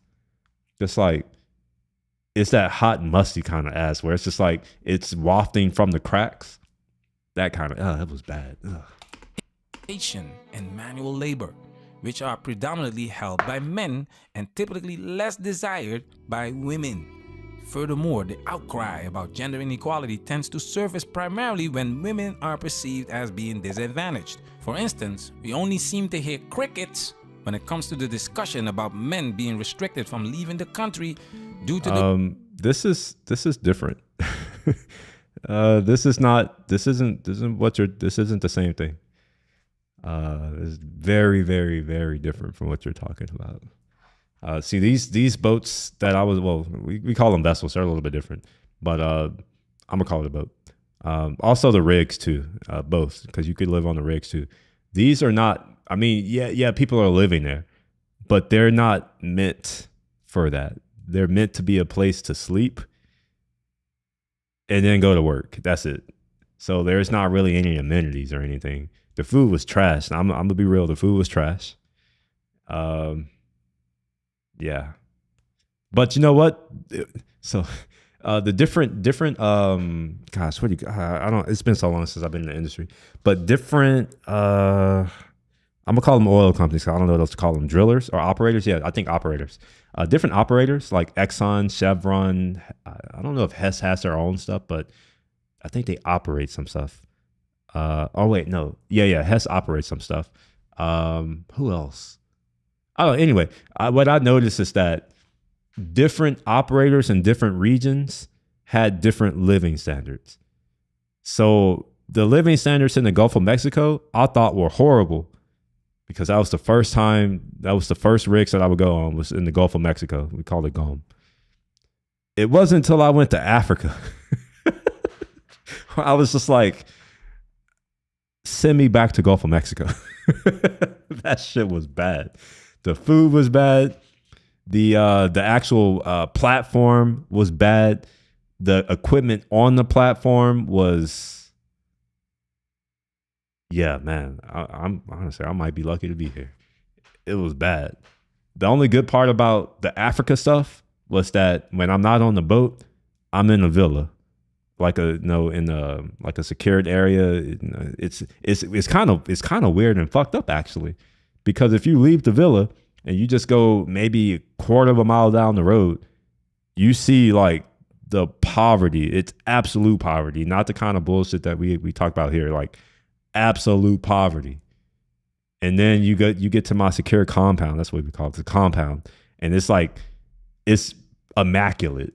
It's like one of those 5-star golf courses where it's just very green, rolling hills. It's nice and manicured. We got villas. We got a whole we call them canteens, but like the eating area, which is a big ass building, and it's open for like 16 hours out of the day. And even when it's closed, there's food there. You can go get stuff, internet, lights. This is where I learned to not really take for granted the fact that I have energy. And it was further cemented after I went to Nigeria, when I experienced my first elevator ride where the lights went out, and no one else gave a fuck. I was just like, what the fuck? The lights just went out, and it happened consistently. And then I learned that no, this is just what it's like in most of Africa, not just in Nigeria. But yeah, like it was very different, very different. We had these amazing offices, just glass, and you get to see just nature and the ocean, the Atlantic Ocean. That was the nice part. The bad part is, you know, the only helicopter pad. We didn't have our own helicopter pad on the compound. I wish we did. But the helicopter pad was at the airport, which meant that we had to do a 30-minute ride through that fucking hellhole to the helipad so I can fly to the disgusting ship that I had to live on for weeks at a time. Ugh, I hated that. Anyway, let's keep going. The war in Ukraine. The selective outrage overlooks the broader spectrum of gender-related issues, particularly those that disproportionately affect men. If women really felt oppressed by men, they would have developed hate and fear for them, as the oppressed always do. But women do not fear men, much less hate them. If they really felt humiliated by men's mental superiority, they would have used every means in their power to change the situation. If women really felt unfree, surely, at such a favorable time in their history, they would have broken free of their oppressors. This foolishness is mirrored in the Barbie movie. Barbie chooses to become a human being in the real world instead of staying in the perfect utopia of Barbie land. In the real world, the first thing Barbie does is get a vagina. This proves Villar right. Women do not feel oppressed. It's The Problem That Has No Name by Betty Friedan. Women want to have that cake and eat it too. They want to do whatever they feel, and that's not how the real world works, which is driving them nuts. That's why women's Wait, hold on, hold on. Wait, I just now processed what you just said, Eddie. What do you mean you're looking to go on one of those long shipping passages and working from the boat? Didn't you just get a house? Why are you like what would you wait, what? I'm sorry, I just now just like, wait, why are you out here trying to go on a boat? What kind of productivity do you think you're gonna get on a boat? I'm just curious. I don't know. I'm not saying that you won't. I'm just curious. Has been on a steady decline for over 60 years. The more freedom women get, the more responsibilities they must take on. The more choices women have, the harder it is to make a decision. The paradox of choice is making them miserable. It's interesting to see that it's men we'll need to talk about this offline, not on here. Giving up. They just found another purpose that is worth their time, money, and energy. That's what the art of walking away is all about. Esther Villar says, a man is always searching for someone or something to enslave him. For only as a slave does he feel secure. And as a rule, his choice falls on a woman. You no longer have to be a slave to women, guys. Instead, men now have the freedom to choose how they want to live their lives. Engaging with women or prioritizing oneself is a choice, not a necessity. Walking away is not about giving up or being bitter. It's about doing what's best for you and finding happiness on your terms. This life has many beautiful things to offer. From pursuing passions and hobbies to traveling the world. I thought the house was a change of life. That was my thought. The change of life of home ownership, which is paying for all of the problems, like literally all of them. I don't think that you can own a home and get work done for anything under like $5,000 these days. Maybe, I don't know. Work done, actual work done. Now, if you're just talking about, I'm trying to think of what would only be $1,000. I can't think of anything that would only be $1,000. If there's anyone here who knows, I know that some of you all probably know more stuff than me. Like, what are some things that you could get done for $1,000? There has to be something, right? Oh, this guy. Oh, so I have, I know who this person is, Replicant Fish. I actually like his content. So I think I subscribed. Yes, I subscribed to him. Let's go ahead and like it automatically. And We're going to go through this too, I suppose. So here is his video. He's really funny, I think. I like him. So yeah, feel free to go check out his stuff and subscribe if you like him. I think you will. Shocked to finally learn why men don't approach anymore. Approach her friends, other women like her. It's like a feeling of abandonment. But it's weird, it's like no one had them to abandon in the first place. Yet, they still feel it, don't they? I need someone to be like brutally honest with me because I don't know what type of energy I am giving off, but my DMs be dry. Damn, wow. Dry. In the case of a woman's DMs being dry, I mean, it does lead to other things being dry as well, doesn't it? I imagine that there's some chafing. Use your imagination. Like everybody's like, oh, you're so sweet, you're so this, you're so, but like nobody is like, oh, you're attractive or like actively like pursuing. So I'm like, what energy? I get more like attention from a person experiencing homelessness on the street. Your type is probably hobosexual. Got a place to stay tonight? He's probably shooting his shot at her, looking for love in the eyes and home, warm, comfortable home of this woman. You're my kind of gal. And she ignored it. That's why you're single, woman, aka manless. Yes, manless, yes. Missing what's right in front of her. On the street? Poor guy. Than I do any other person. Like what is going on? Am I giving taken? Is that like, am I? She's giving Liam Neeson. I will find you. Wrong number. Sorry. Taken. A special set of skills. You get it. Is that like, am I giving taken? Is that the issue? I don't think it is. I don't know what it is. But like, what's going on? Like, I need like answers. Like, I need somebody to tell me what energy am I giving? Like, what? Negative energy. Burns. Radiation poisoning. Maybe. How do I fix this? Because I feel like a spinster that's gonna be alone forever. My mom doesn't even ask me. She doesn't even say, oh, when you get. Why does she care if she's alone forever? If you don't need a man and you're okay with a bear, then be alone forever. Or, and you know, just bear with me for a moment. If men are useless and we're good for nothing and women are better than us anyways, then why not just get with a woman? You don't have to be alone. You can just get with a woman. Why not do that? If they are indeed better than us in every way.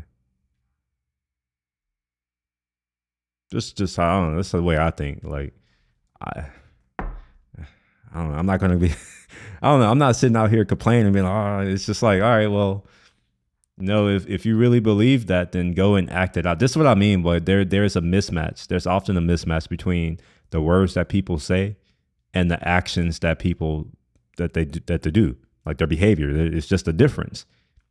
At 1 minute they're saying one thing, but then their actions don't back up the thing that they're saying, which is, I don't know how to reconcile that. I don't know. It's just weird. Married, she says if you get married. No way. Even your mom's giving up on you finding love.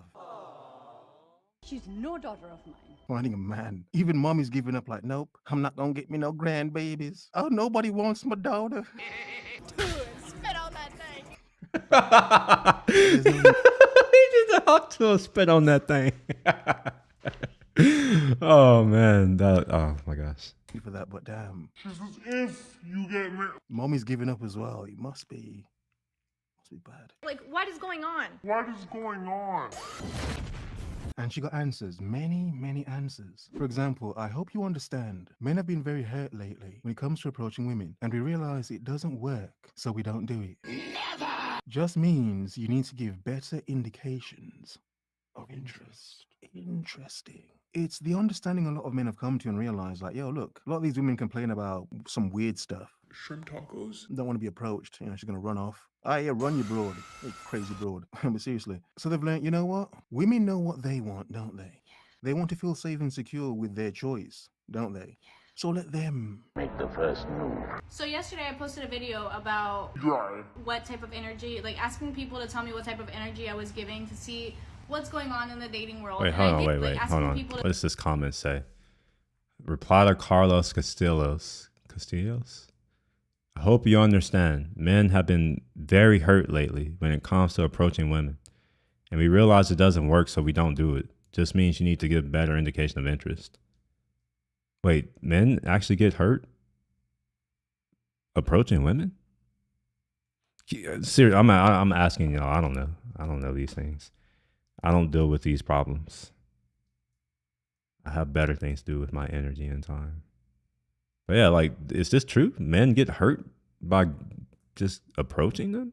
No.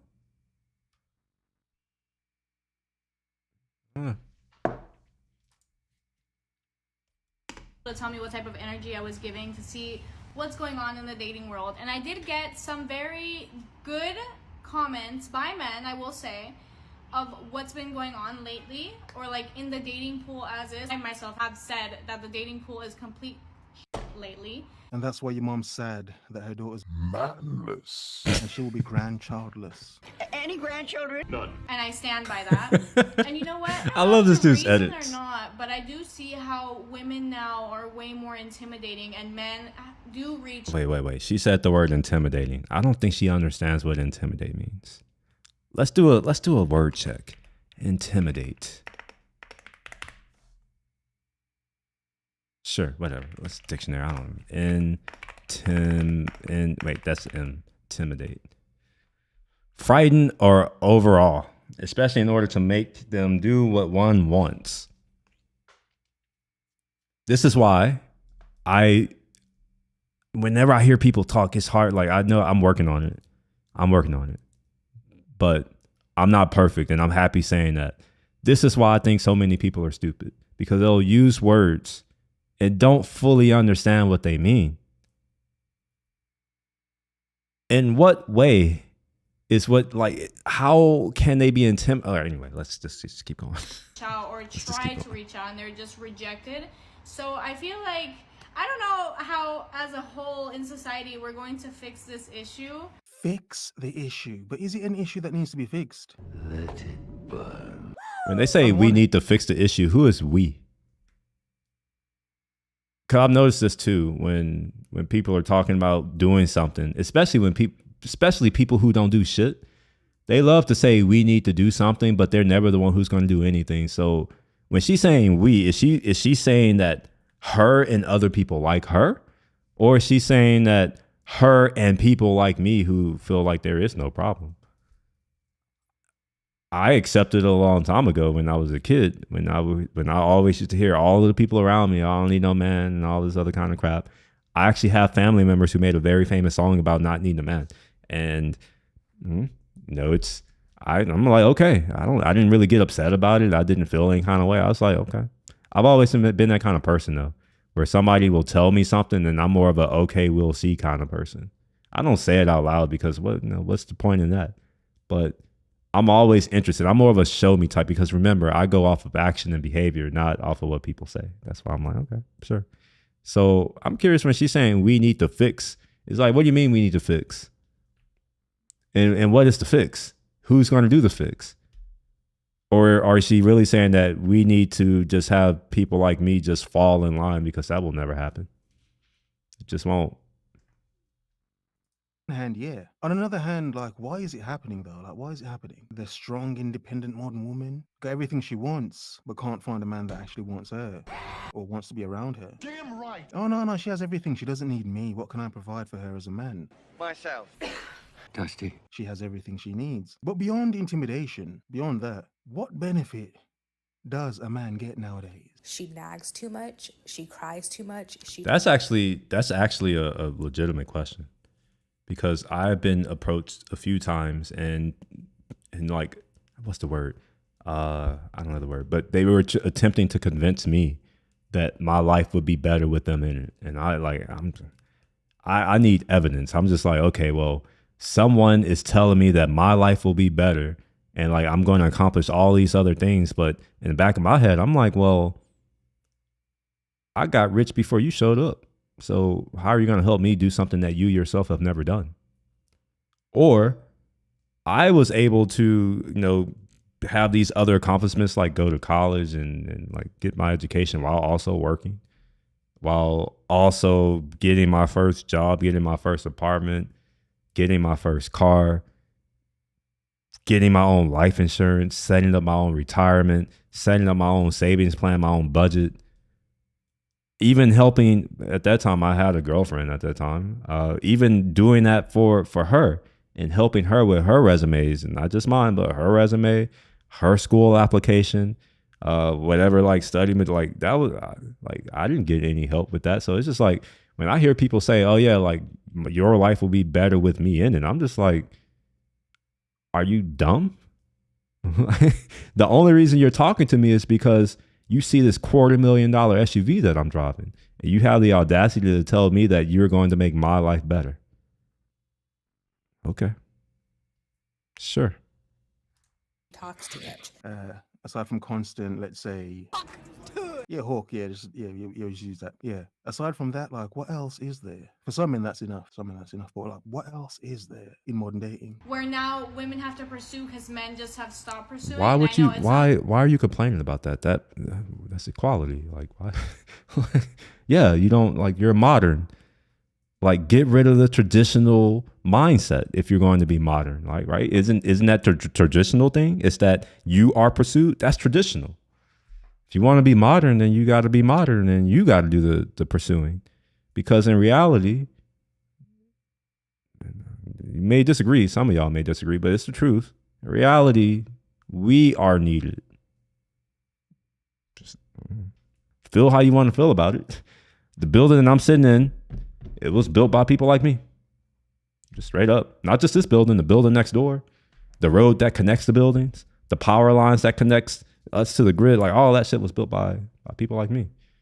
The internet that I'm using right now, the building over there where it goes to, the what do you call it? The actual, I forget what you call words now. I can't think of words. But the building where the ISP is located is over there. That's built by people like me. The airplane that I travel on to all my little fancy countries, and the same that they probably do, built by people like me. The Wright brothers. Let me make sure I don't know. Maybe they identified as something else. I know that the world was weird back then. Let me see what they are. What do they look? That looks like two men. That's what this looks like to me.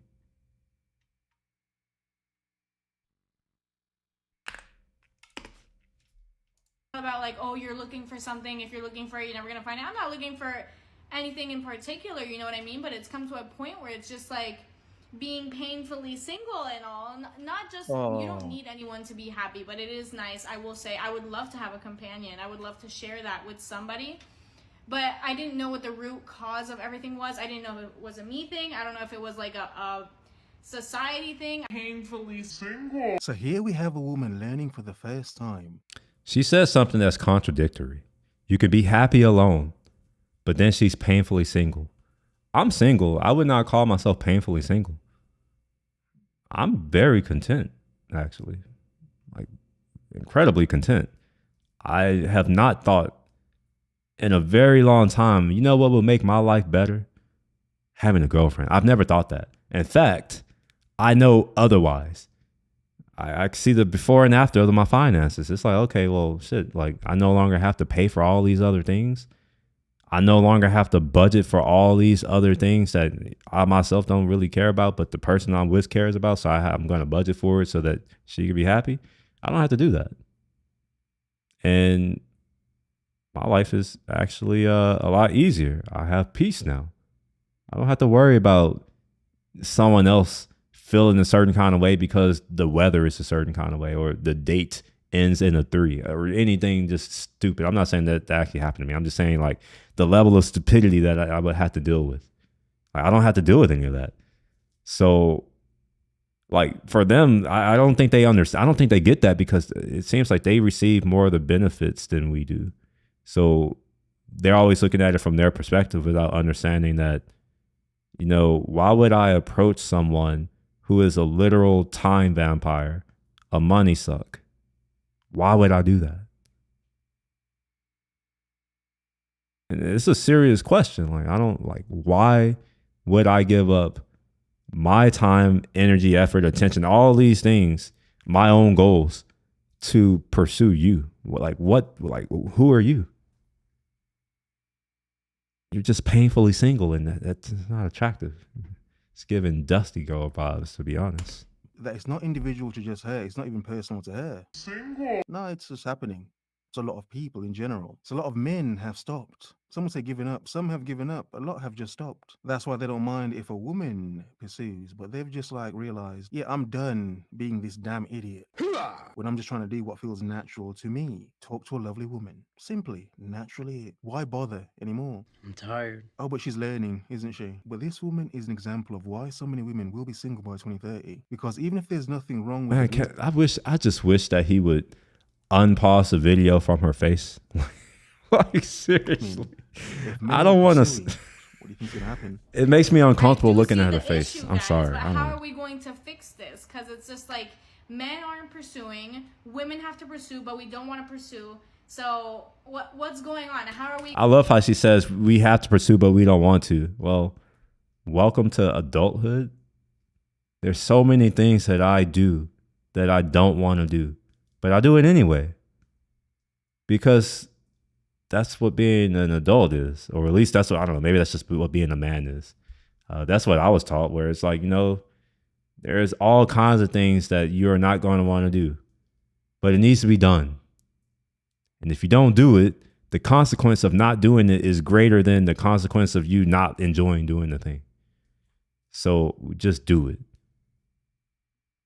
But this right here is this speaks to the level of entitlement that she heard. I can't say a whole group because the whole group hasn't said this, but according to what she just said, she doesn't want to do that. So it's like, well, you don't get to complain about being painfully single, and you yourself are admitting that you're unwilling to do anything that would potentially solve that particular issue for you.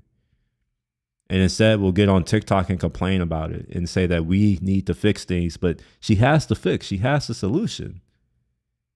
Yet she's saying that we need to fix things. And I'm just like, if you have a solution, take that solution. See if it works. If it doesn't work, then we come back to the table, and then maybe it's a we thing. But before you do anything, before this a we thing, this is a you thing. Because I don't know if there's a lot of men online complaining about not having a girlfriend. Maybe there are. I'm exploring these things. So if y'all have seen this type of content, let me know. If you're watching this in the VOD, throw it in the comments. Let me know. I will be happy to watch it, because I suspect, and I don't, it's just based off of just how I am. I suspect that the problems that we're seeing here aren't as big as they seem. I think that it's being amplified by social media. That's actually what I believe. But that's just what I believe based off of, nothing. I don't really I don't really deal with females. That's a lie. I don't deal with females in that capacity. Okay. Like I'm not interested in pursuing them. And most of my friends are kind of the same way. I mean, some of them will, if someone comes along, they'll, I'm the same way. If someone just comes along and I don't have to do anything, of course. But if you're like, oh, we need to do this, spend time, I don't know, get the hell out of here. No, you don't need me. Remember, I'll happily say it. I'll be like, no, you don't need me. You go do that. I'm gonna stay here. You're gonna get this going. You know what I mean? But I don't know. That's all I have to say. Let me know in the comments, women and men, what y'all think we should be doing. And I don't know. Let's just spread love and not hate. That's all I gotta say. Painfully single. Is it sad for people to be looking for love in a loveless world? But I hope you're doing well, hope you're focused and on your square. So I've just finished watching House of the Dragon, Game of Thrones, House of the Dragon, prequel. Yeah, no spoilers. Enjoyed it. Power play. Constant chess games. Obviously for the throne. But a quick summary to make this point is the characters are people searching for something. We're just watching YouTube videos today. Nothing. Also pleasure.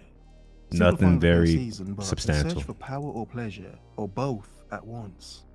It's sort of like me saying, well, as a modern man, one feels powerless in seeking pleasure because they, women may be your pleasure, but do you have the will, the drive, the power, care to even do so? Good luck.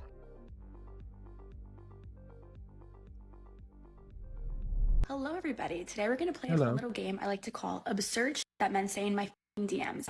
Okay. So here we have a woman whose DMs are not dry, but Absurd. But I think she'd probably hope they were, because I mean, some of these DMs. I can believe that crazy. though. I can believe that. I have seen some of the shit that men say, and I don't know. Some things you just have to see to believe it. You know,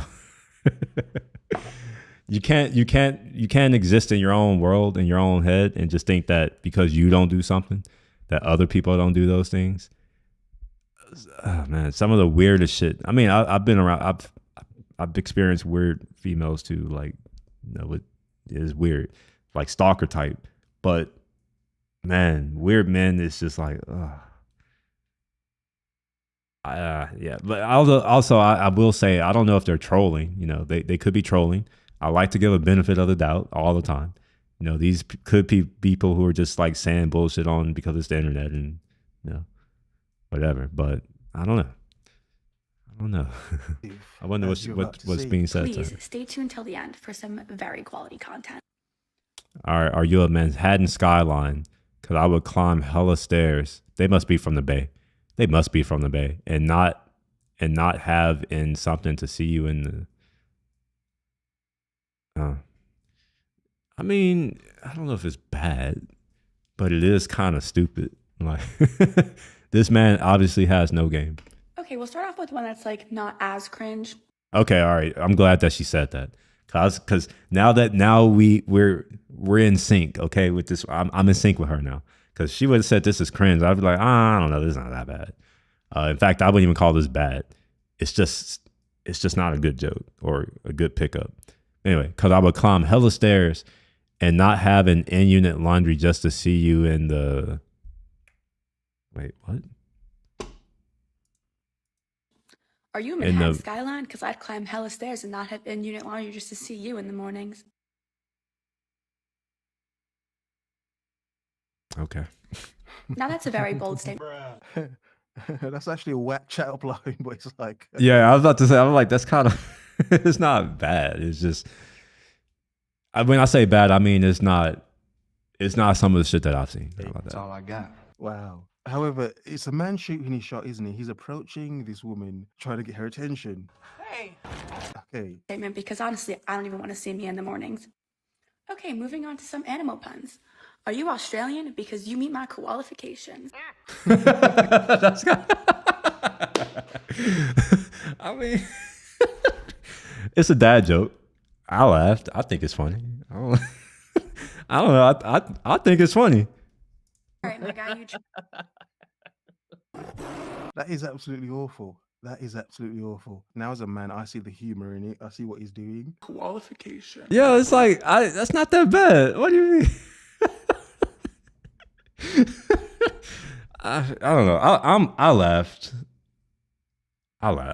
I mean, if a girl would have said that to me, I wouldn't post it on the internet and be like, oh, look at this. Like, I was just laugh because it is kind of funny. Like, it's not. I don't know. It's funny. It is a bit whack, to be honest. It's funny. However, this is one of many men shooting their shot at this woman, trying to be creative and clever with it, not just saying hey, but she doesn't like it, does she? She doesn't like it. What women don't seem to understand, men have learnt not to approach nowadays, not to shoot their shot. It's not because what the fuck? This is why I love this dude, bro.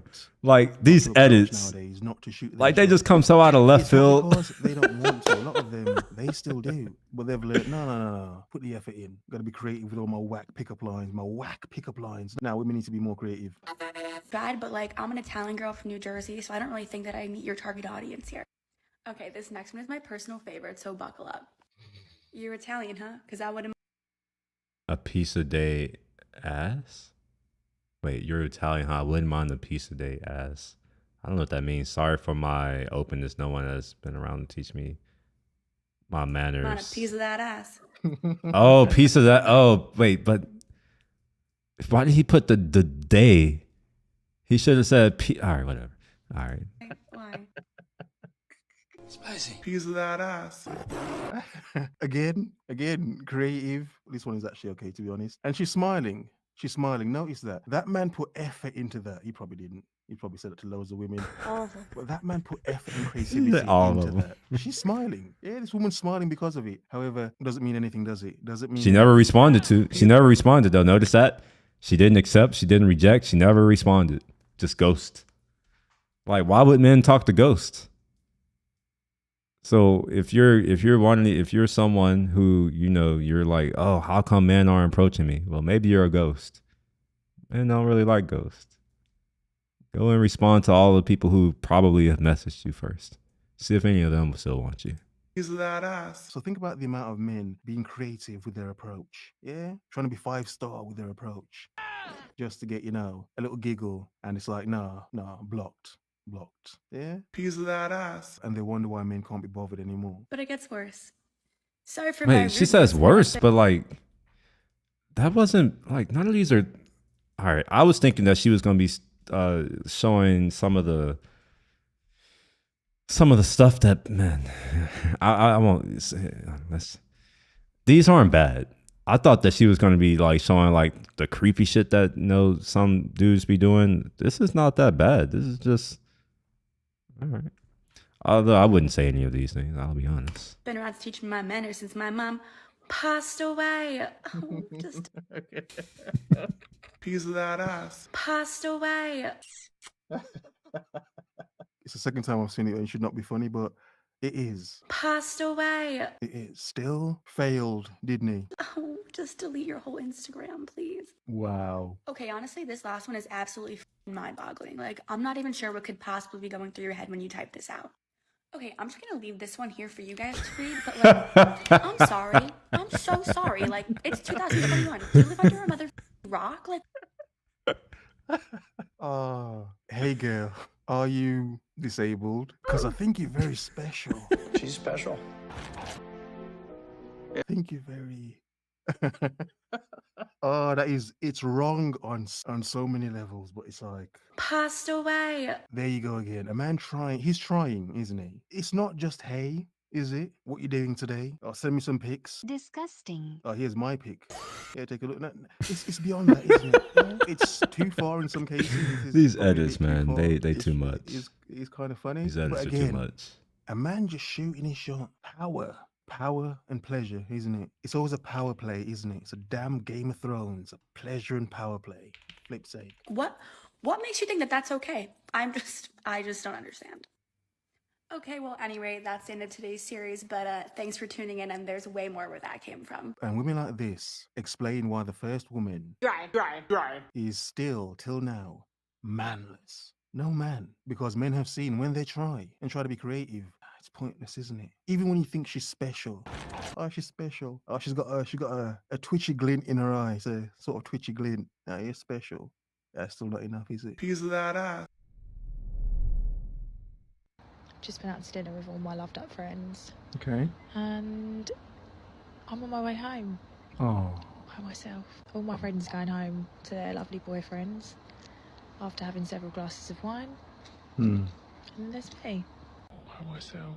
Manless. No way. Going home to an empty house. By myself. And probably some industrial woman equipment. Wow. Alcohol as well. Probably some wine. You know, gotta drink away the blues. Damn.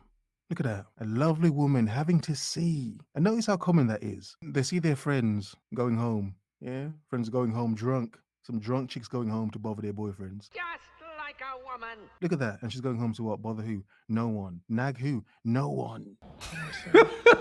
Nag who? No one to nag. Oh man, that's funny. Herself, look in the mirror and just nag herself. Damn. Yeah, and have to drink herself and love herself to sleep. By myself. And it's not that this woman isn't like approachable, but again, Why is she shiny though in the dark? Where there's no light. Why is she shiny? She looks like she has a plastic face. It looks weird. A lot of men have learned what is the absolute point. It looks What's the weird. point? Like, Desperation for what is the point? You know, it's sort of like some women will look for an excuse to find any red flag in a man. So it's like, you know what? What's the point in even bothering? Why bother? Why bother? And because a lot of men don't bother and can't be bothered, you have a lot of women like this going home single by themselves. By myself. Having to know that their friends are going home to probably some mediocre intercourse. It's probably not even going to be great. However, it doesn't matter. They're going home to a man, a warm bed. And there's me. So sad. Maybe I'm ugly, Whoa, but I don't what? think that's it. I think you all bamboozled me, and now I have a bone to pick. I was. Why she got her? This is pathetic and disgusting. Why does she have her memories just hanging out there like that? led to believe that being Who is she both- talking to? Is she talking to other men or women? I've often wondered this because I was told back in the day by my girlfriend that if she put on makeup or dresses, because I hate makeup, I fucking hate it, or like do whatever, she's like, I'm doing it for myself. But I'm just like, well, then why do you only do it when you're going out? And I don't mean like going to clubs. She wasn't really a club person, but just like we were going out, it's like if it doesn't matter and the person who you're with is saying that they prefer you in this way, like why are you out here doing this and doing it's I think it's the same. It comes from the same place as this. Like, why is she dressing this way and then putting it on the internet? She looks disgusting. Just saying, like, it don't even look sexy. This is a turn off. It's just Fat and Black was supposed to be in this summer, and so Wait, did she say Fat and Black? Being bamboozled me, and now I have a bone to pick. I was led to believe that being both fat and black was supposed to be in this summer. Is she black? So Wait, is she black? She doesn't look.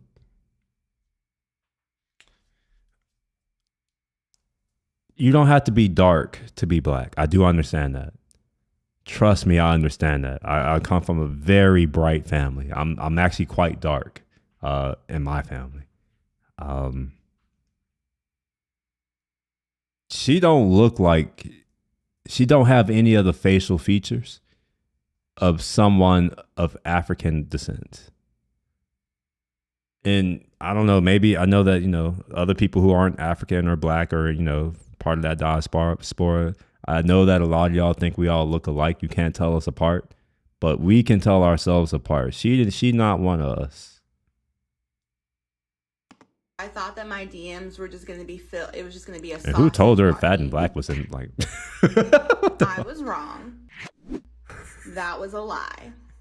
So who do I? He pulled the who do I sausages talk off. to make a complaint about this? Is it Lizzo? Like, Wait. Well, did she just say Lizzo? Does she think that we're attracted to Lizzo? Is that really what she thinks?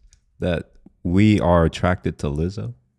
Interesting. Well, actually, I can see how she could believe that.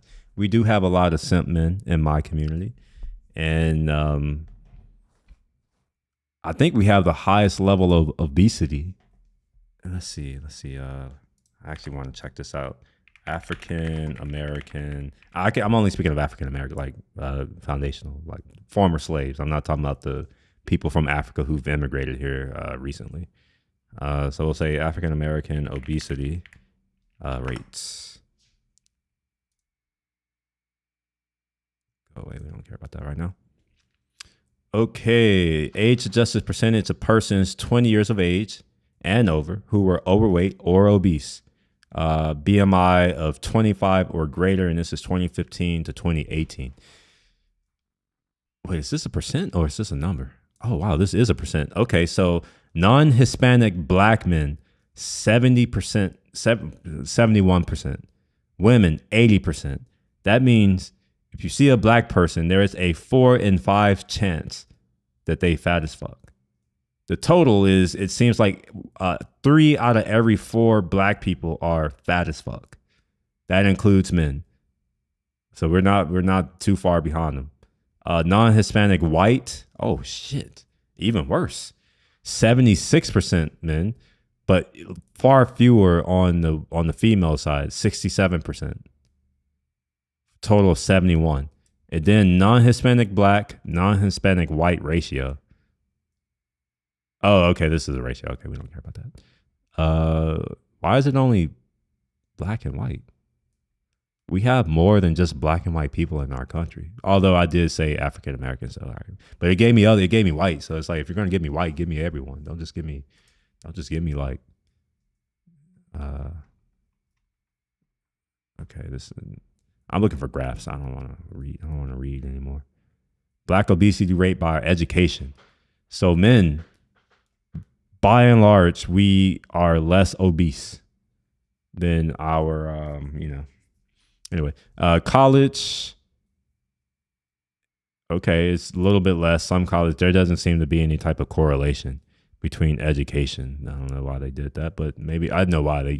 You don't know if there's a correlation until you see if there's a correlation. So I understand it from that perspective.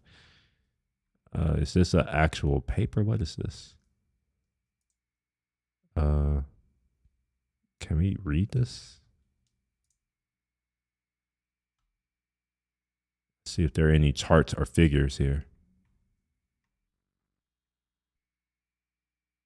No charts or figures, but there are citations, which I'm not going to go through. We're going to continue watching this video. What's going on? Am I ugly? No. I'm a pretty strong guy. Granted, I haven't been to the gym. I'm out of shape. I will admit it. I'm happy to admit it. I'm about 10 pounds overweight right now, at least over my weight. My ideal weight is 215. That's kind of where I like to be at. I'm at 225, which is not that's actually not bad. When I was in my peak shape, I was 228 pounds, but I was also only 6% body fat. So it was that part.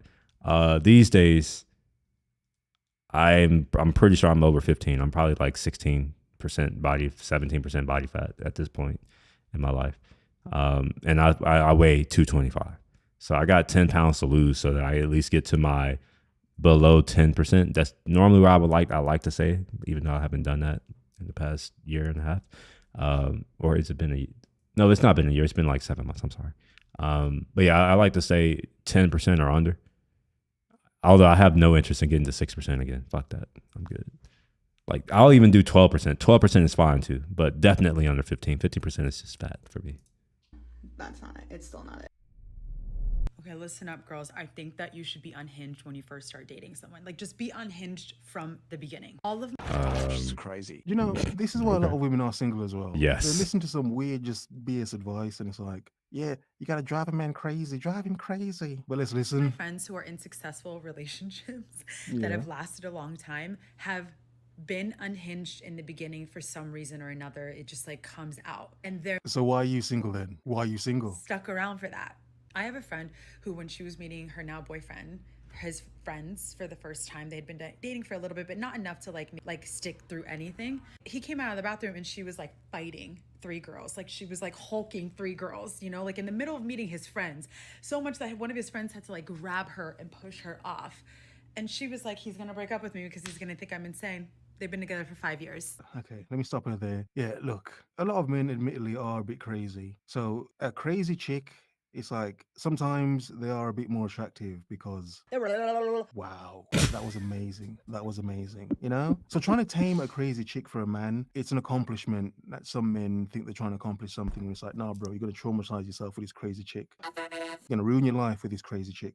I have seen men suffer from this condition from the Savaho tribe. And that's probably what he's experiencing. He's trying to save her. Just don't. However, some men like it. It's competition. She's something to overcome and we'll not do that. She's something to overcome. Yeah? Conquer. As a man, you want to conquer her. You want to conquer this crazy woman. Tame this crazy beast of a woman like she's a dragon. Crazy dragon broad. You know, for a lot of men, it's just a conquest thing. Power and pleasure. Again, a lot of things come back down to power and pleasure. Together for 5 years. 5 years living together. I have this theory that the one that sticks around when you do something unhinged, when you just like kind of, you know, you're just like yourself and you're off your rockers, like, is the one that usually stays for a long time. So why are you single then? I mean, why are you single? You're observing some weird advice. Why are you single then, woman? Again, lovely woman. Her singledom has nothing to do with the fact she couldn't get a man. She's probably, I don't know, she's probably as unhinged as she's telling, you know, women to be. So why is she single? Why is her advice not working for her? And I don't mean be intentionally like, you know, not in your right mind. I mean, like, you know, Really? sometimes we save certain things for when we've been with somebody for a long time and you're like, okay, you can see this part of me. I'm saying show that part of you, like, immediately. Almost every friend that I talk to who's been with their partner for a long time always says, oh, I did some crazy. I love how she says almost every friend. She doesn't give any information to tell you how significant that means, how significant that is. Almost. That's a weasel word. That communicates nothing. Also, she didn't say how many friends she has. Let's say she only has 3 or 4 friends. Okay, almost all of them could be 2. It'd be different if she had thousands of friends, but that would be impossible for her to have thousands of actual friends, unless she's, you know, using the word colloquially, which is what I've noticed a lot of people do. Well, they'll say, "Oh, my friend," but in reality, they don't do any of the things that friends do. So I'm just curious over. She's like, all of my friends are almost all of my friends. Like, okay, well, how many people is that? Because it's anecdotal to start, but if it's not a large enough sample size, then it doesn't matter. It just means that you are the average of your 5 closest friends. Cruz, you have 1 friend, so almost all of your friends would be what? So you see what I mean, though, right? Where she's saying almost almost all of my friends. Like that doesn't communicate anything. And then I'm told that they have better communication skills than me, and I'm just I don't see it. I really don't see it. Google's not your friend. Like, I don't know how he stuck around. She's got him. It's a trap. All right, we get the point she's making. But vibes. The first woman was wondering if she was giving off weird vibes. Does this woman think she may be giving off weird vibes? Like, men may see her and think, interesting. But then she's just giving off these weird vibes. I mean, she all you, bro. Unhinged. I have. So what? You fall in She's love all with her? you. And it's like, yeah, It's woman, all yours. No. You have no competition from me. So I mean, the fact she's single as well. I'm not attracted in any way. I'm just like, crazy. she's not ugly, Man, but she I'm not doesn't. attracted in She's any probably way. not giving off the vibes her friends were giving off. She's probably just giving off. It's not just based off of what she's saying. Like, it's just like if I saw her really in real life, No. The I crazy's not probably wouldn't even pretend. notice her. It's not cute. The crazy is just. I know that the short answer is like, be yourself, but like sometimes that can feel kind of vague. I mean, if yourself is crazy, woman, if yourself is really crazy, if that's your default setting, okay. Saying like, show the parts of you that you probably wouldn't show until later, you know? Ever a quality that's maybe like not so redeeming in the beginning, those men always bounce. Always. And my friends who are in successful relationships are always like, if a guy likes you, he's not going to care about that stuff. Trust me. And to me, that was like, okay, this is the real test. Anyway, after Hot Girl Summer, where you're just like, you know, doing your own thing, I think you should just practice being unhinged. I mean, practice in the summertime with men that you don't really want to be with. See if like they'll stick around. You know what I'm saying? Is that not? Wait, what?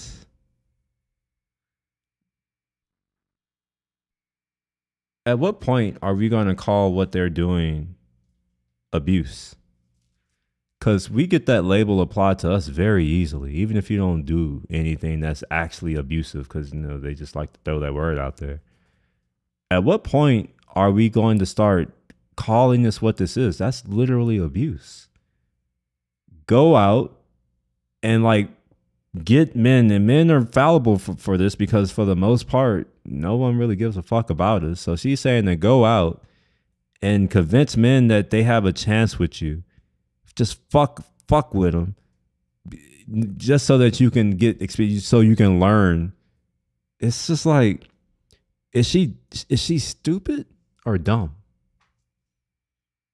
Because I know that they think it doesn't matter, but if I'm talking to someone and I find out that they've been with more than just a couple guys, maybe 3, that's probably tops.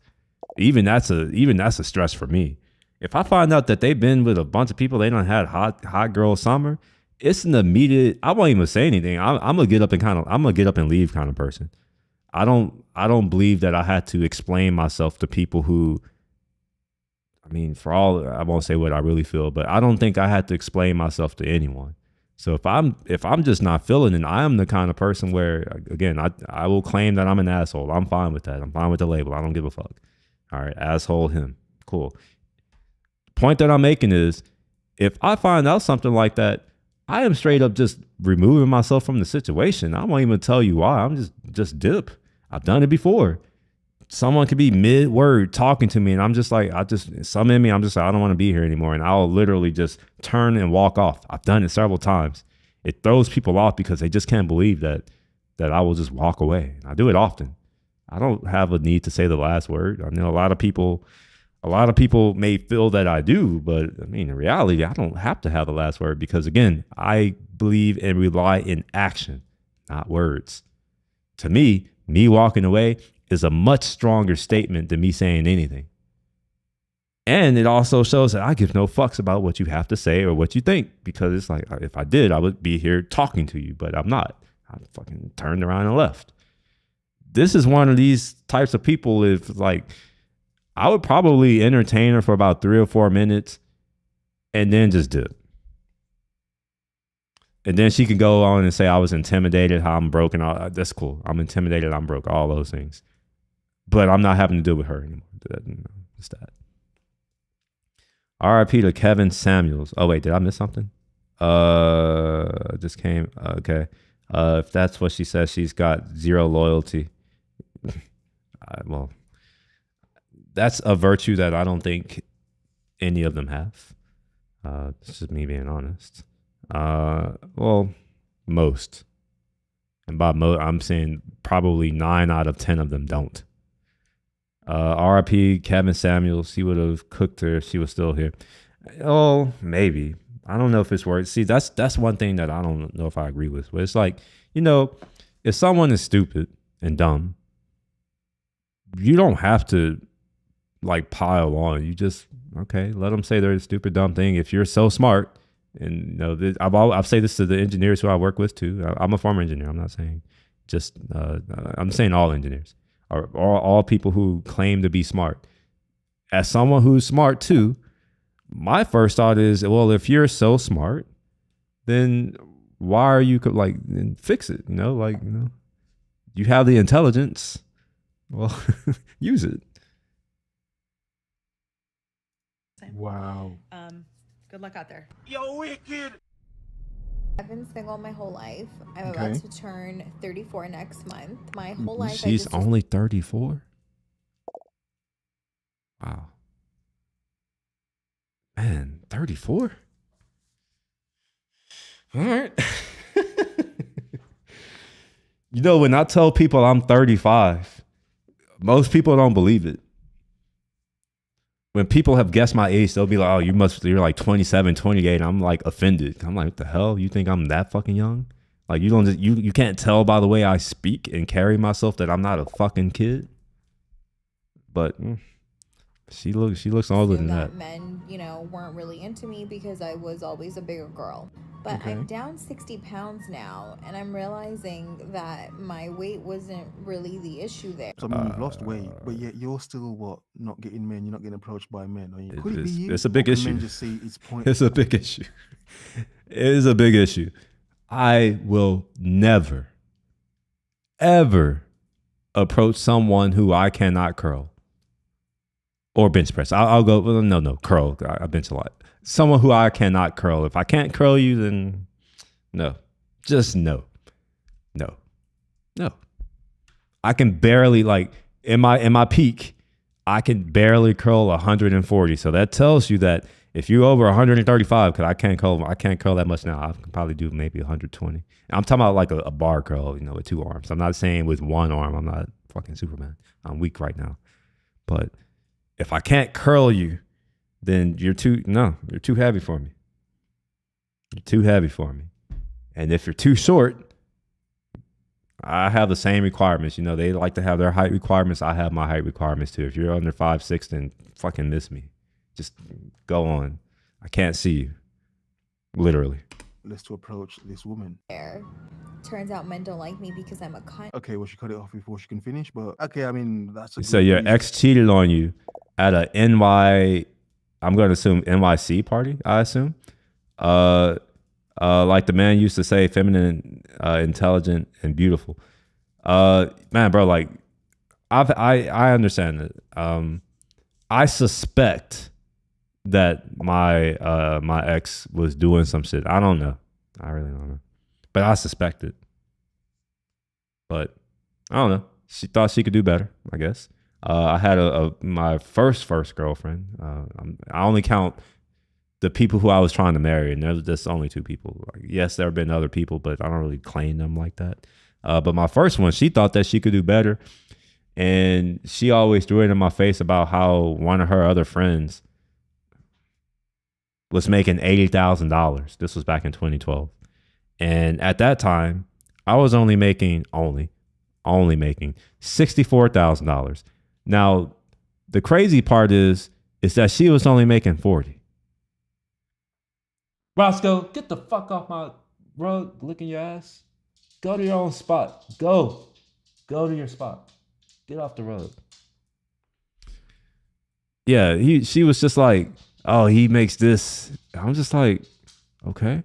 Oh, I want to travel and I want to do these things. And oh, like Erica and her boyfriend, they do these things. I'm just like, okay. Comparing me to people who are lesser than me, literally. I'm not saying that just, like literally, like, the person, her best friend's boyfriend was making significantly less than me. I know it I actually know he's actually my best friend, literally my best friend. So it's just like, and we talked about it. She was like, what is she saying? I'm like, I don't know. And she's like, he was even vouching. He's like, does she not know that you're making this? I was like, I guess not. I mean, she done came over here. She moved into I was living in a high rise in San Antonio, like a brand new one. And I mean, high rises aren't really popular here in Texas. They're not like a thing. So the high rises are very expensive. So we're living in one of the most expensive buildings in the city with a skyline view right on the Riverwalk. And like, she's like, I don't know, in her mind, she thinks that she did stuff. I'm like, all you did was move here. And on top of that, I paid for the truck. And it was your mom and my dad and my grandpa who like actually did all of the stuff. And it was me and my other buddy who moved all your stuff. I'm like, what did you really do? You didn't even get your job yourself. I got her first job in San Antonio because I was good with the VP of engineering and the CEO of the company. And I was like, hey, here's the situation. I already had accepted a job and they knew I was going to be leaving. I was like, hey, my girlfriend is moving here. And it would be like, she does this. And it's like, can you give her a job? And they were like, sure, we'll interview her. So she got her job in San Antonio because of me. But if you ever talk to her and she was telling you, she'll tell you that she got her own job. She did all her stuff herself. She wrote her own, like she did all that herself. And it's kind of interesting because despite all of those things that she was able to do for herself, apparently, since leaving me, the best she's been able to do is get a job at making $12 an hour. I think now she works at PetSmart or something stupid. It's just can't make this shit up like KS used to say. Like the man of New Year's Eve. Oh, okay, my bad. I like to or want to travel. Red flag. If you travel a lot and you know that shit gets tiring quickly. Well, we were young. That's all. I like to give an out, right? Like, we were young. She had traveled more than I did. I've never traveled. I think you know about this. I grew up relatively poor. I'm saying relatively because I've been to other places. I understand that, by their standards, I would technically be rich by their standards. But in American standards, we grew up in relative, I wouldn't call it poverty, but it was poor. Not great. Well, I don't know. Anyway. So like I never really traveled, and the only travel that I did do was domestically And that was because my grandpa, he worked at this company called In Our Home, and he was friends. Like, he had developed a relationship over the 30 or so years that he had worked at this company. I think within 15 or 20 years, he had developed a relationship. Like, everyone loved him, including the CEO and chairman of the board. And one day, I guess he asked my grandpa if he'd be willing to drive, get a CDL, a commercial driver's license, so he can drive this big ass. I think it was like a 60-foot bus. One of those like tour buses, really extravagant, like amazing. And he was like, "Hey, like, would you be willing to like drive the bus so we don't have to?" He didn't want to fly like on the private jet, for whatever reasons. He didn't want to fly on the jet, so they bought a bus instead. And as a result, every summer, I got to go with them. So I spent part of my childhood with him and his family on this bus, going to all of the different headquarters for Lennar Homes and just chilling there. And, I got to meet, I guess that's how I got my first exposure to that side of the, the corporate world or the business world. Like, I'm sitting in the boardrooms as a kid. It's a little bit different, right? So all of my travel was domestically, and it was only to places where we had headquarters. I say we, it's hard to not say it. I guess because I kind of grew up in that, but like, we went to all of the headquarters. So that was my travel. In fact, the first time I ever left the country, it was as a result of my first girlfriend. Her dad and her mom, they invited me to Jamaica. So the only way I can afford to go was if they paid for the flight and the hotel ride. I couldn't afford. I didn't have money like that. The one thing, and they even offered to pay for my passport. I didn't have a passport at that time. I think I paid for that myself. I had a part-time job, and I was like, no, I'll try to get my passport. That was expensive for me back then. And that was my first time ever going out of the country. So I didn't really travel a lot. However, she had grew up traveling a lot because her mom is from the Philippines. This is probably why you would like, this is giving you a little bit of insight why I'm like, I'm good with all of them. Her mom's from the Philippines. And she grew up going to the Philippines like almost once or twice. Or no, yeah. Yeah, like every year or something like that, or almost every year. And going to like Europe and all these other places as a kid. And I'm just, I never had that. So I didn't know travel was tiring. I was just like, okay. In my mind, I'm like, why would I travel? I have this HD TV. I literally said that. I was like, why do you need to travel? I'll just go get this HD TV. It was 36 inch. That was big to me back then. I bought a 36 inch HD TV. I was like, we got the TV, like, is clear. We can go anywhere. Just look at the TV. She found out later. She wanted to go all these places, and it's like, I ended up going to all these places. So I've now superseded her. I think she's only been to a few countries. I've been to over 50 now. So I'm just like, well, sucks to be you. Oh man. Amber Heard, how would you think she got Aquaman? Speaking of Amber Turd, I love the name Amber Turd. Reason why? That's a good reason why. Well, a lot of women are single now. Because I'm a cunt. I just found out that boys are intimidated by me, and that's why I'm still single. Man, girls, they really need to stop deluding themselves. They all say the same thing, yet they all think they're unique. They all say, "Oh, he's just intimidated," and you know what? Maybe they are. I would like just looking at like just this frame right here is intimidating me. It's making me uncomfortable. Wow, intimidated by this woman. That's why she's manless. Not getting approached. Belt. Wait, is that a giant? Is that one of them witch pimples that she got? Y'all know the witch pimple that when it got a hair growing out? That's what that looks like. I don't know if y'all can see it, but that's what it looks like. Doted on. Because she's too intimidating. Oh my God. The intimidation is just... She's special. I mean, is it in the room? Is it in the room right now? See, wait. Y'all see that? Hold on. The intimidation is just... She's special. I mean, is it in the room? Is it in the room? Right? Isn't that one of those things? I don't know, man. Room right now? I'm sorry that I'm perfect.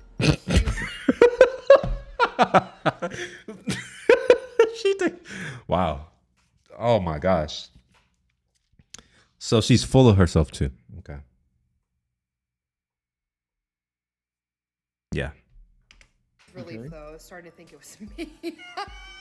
Women become shocked to realize they're not getting chosen when they can see other women getting chosen. And they feel that they're great women. However, it doesn't matter if she's great or not.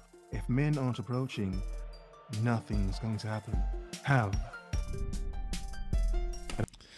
Okay. That was fun, I suppose. All right. Is there anything else that I should watch? Perfect example of a unfathomably mid. That's not mid, bro. That's not mid. Hold on. Let's do something. Let's do something right quick. Normal distribution applet. Let's see if we can get like a little applet here. Okay. Mid, and we're abstraction. We're abstracting right now. Okay. We're just going to abstract. Mid is x equals 0. That's the expected value. X equals 0. That's mid. Here at middle. Now, if we want to be, I guess, because this is a histogram, it's a sample or a distribution sample.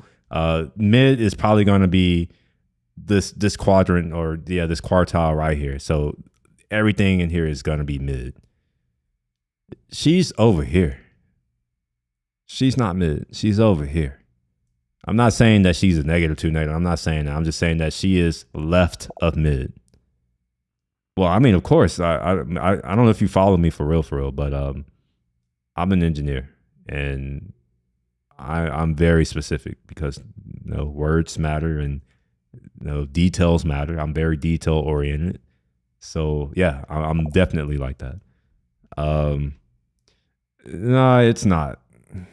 Nah, I don't fall into that trap of thinking that it's location dependent. Now, if I have what I call a universal scale. I don't care where you are. I've been all over the world and nah. I think what we have here is that in America, because most people have never really been anywhere, they think that the people who they see from a certain place are a representative sample of the entire population of the people who come from that place. However, when you actually go to the place that these people are from, you will quickly understand that it's not a case of this location has more beautiful people or not. Now, that may be somewhat the case for New York because I guess, like people who are attractive will go there for opportunity the same way that people will go to LA for opportunity. But if we're just talking about the general population, because I mean, like truly beautiful people they exist in the long tails. There's not a lot of them by definition. Like average, that's what most of your sample is going to fall into. People who are truly beautiful, they're very rare, which is what makes them very valuable. So yes, a lot of those people may go to New York, but they're not statistically significant because they're outliers. So yeah, you're right that you can come across more beautiful people in New York, but I would say it's inaccurate to say that overall that drives the average up. I don't think that happens. In fact, if you were to do an actual analysis of it, you would have to throw them out because they are outliers. Have you been to Hong Kong? Hell no, I have not been to Hong Kong. I wanted to go to Hong Kong, but after the protests, the umbrella protests, I'm not sure if we can go into that if you want. Let's do that. Let's say umbrella protests. So yeah, after this, it became off limits for me. And the reason why is that after these protests occurred, China, the CCP, they started cracking down and doing away with a lot of the I guess the laws and the freedoms and just the status quo. They started doing away with the status quo. So Hong Kong is off limits for me. And so is most of China, or damn near all of China. Same with Macau. I'm not really interested in going to Macau anymore. Like there was a point in my life where I would have done it, and I did consider it. For full disclosure, the person I was with, she's China's a big place, and like we look at it as China, but it's kind of like here where there are different groups and tribes and different ethnicities within China. She's Hokkien, so like I was with someone from that region, who grew up in that region. So I was willing to go out there for that, but it was never on my list of like just places that I just want to go. Now, just keep in mind that it's not because I just didn't want to go. It's mostly because I didn't know about any of these places. I'm from here. And like I said, I grew up relatively poor. So like I never was thinking about going out of the country. In fact, if you would have asked me when I was a kid, could I have imagined or dreamed that I would be in the position that I'm in to just be able to go wherever I want, anytime I want, I wouldn't have believed it. Like, seriously. This is why I'm so against having plans and goals and dreams and shit, where it's just like sometimes you don't have big enough dreams. And if you only go based off of what you dream and what you think you want, maybe you are not getting the most that you can accomplish because you're limiting yourself. Like you're thinking at this level without realizing that the world is much bigger than that level of thinking. So, just as a result of just life, I guess I've learned to not really like plan or like do any of that stuff. Just go day by day. And other people tell me you can't do that, you shouldn't do that. But I'm like, well, a lot of the people who are telling me I can't do that are not living the kind of life that I have. I wouldn't call them. They're not. I don't value or envy their lives. Or I don't envy their lives. Just put it that way. It's like the people who are telling me this are people who have to work. I'm just like, okay, sure, okay. I have to work now too. I like to work. I learned the hard way that you can't do nothing. I thought it would be interesting and fun. It's not. It's not. So I have a different relationship with work now. I actually enjoy it. I seek it out now. But it took me having just going into I call it semi-retirement because I went back into work. Even when I didn't go into the workforce, I started building and working on other stuff. So I learned very quickly that I have a restless mind. I have to do something. So, put it to something. I want to go to Macau to casinos, which isn't in Hong Kong. I'm just saying. It's not in Hong Kong, but it's near Hong Kong. And it was given back to the CCP by was it the Dutch? Is it the Dutch? Or the Portuguese? I think it was the Portuguese. I have a friend that travels around there. He says it's extremely hard now as a foreigner, not just mainland. You're viewed as a hostile, and it'll make it clear. Well, yeah, and it's not just that. Like I'm also black, and I understand enough Mandarin to know, like that shit's not hidden to me. In fact, one of the first things that my first exposure to it, and this is when I was with my girlfriend, she was saying how it was very racist there, and she showed me some stuff. Here's one. It's called Black. What is it? Herein. Something. Is it toothpaste? Why did it do that? Toothpaste. Yeah, here you go. Okay. Okay. Wait, is it going to work? It's taking too long. Let's just look at it here. All right. So this is a brand of toothpaste in China. Huh? There's more. There is this commercial that she showed me. Let's see. Herein. Guys, how do you say it?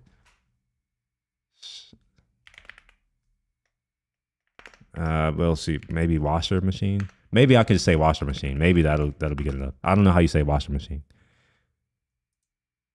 And I don't think you could just find it on YouTube because, so that's why I'm putting it in the Mandarin. All right, let's see. Let's open up the dictionary. We'll look for a washing machine. Okay, let's simplify. No time. Okay, well, shit, we'll try translate. I don't know how you say washer machine. I guess I'm about to learn though. So we're gonna say do this washing machine. We'll go to Mandarin, Chinese, Shi Ji. Oh, so G must be the or the EG. EG must be machine. Let me confirm this. Let's just take off machine, and is it EG? Oh, it's EG. But then I guess when it's washing machine, it's EG. All right, fine, whatever. So we'll do that.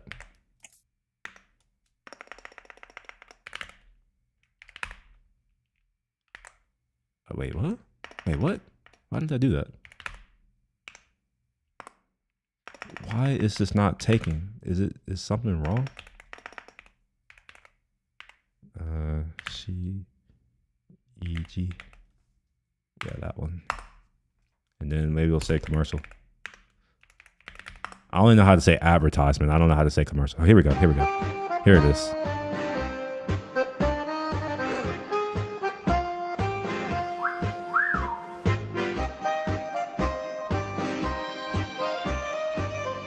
By the way, he's African.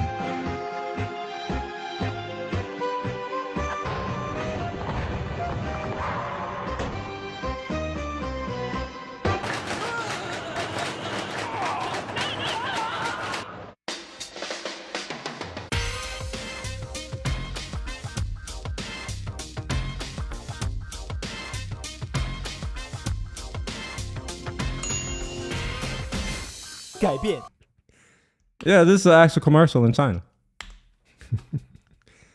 And this is not fake, for real. Like when I was with my girlfriend, one of the things, because it was always pressure from like her grandmother and her mother and father. And like her grandmother was like, she thought that she would get dirty by being with me because she's like, does it rub off? And she was like, I had to explain to my grandmother that like, no, like it's not dirty, it doesn't rub off. Yeah, it's no shit like that. Let's see here. Hey, oh yeah, a friend extremely hard down. Taiwan is worth a visit though. We got to do it before shit goes down. You do know that I went to Taiwan, right? That's why I went. That was the main reason why I went. I'm like, well, I don't know how much longer I have to go, so let me go. Same thing for Japan.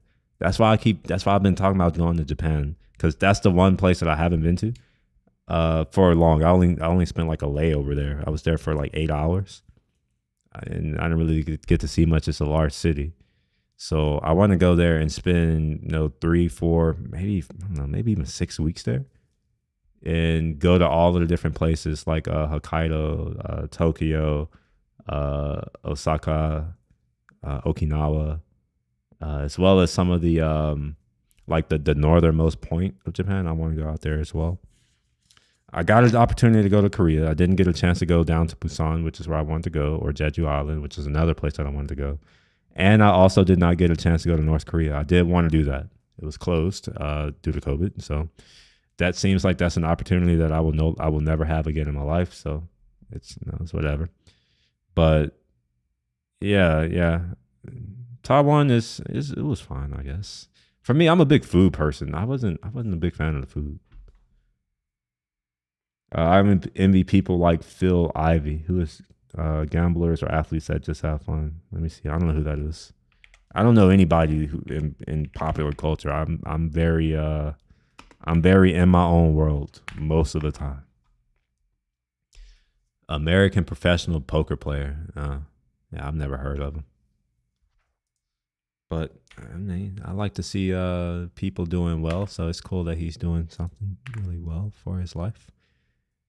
All right, what else is there? I don't know. I didn't really have much of a plan. How long have I been on? About 3 hours. Let's see. Maybe we'll watch another video. Let me see if I can find something to watch worthwhile. You know what? I think I created a playlist the other day to try to get good at trying. Like, I don't know. I'm trying, but not very hard. Okay, where is it? Playing with camera, video. Was it video research?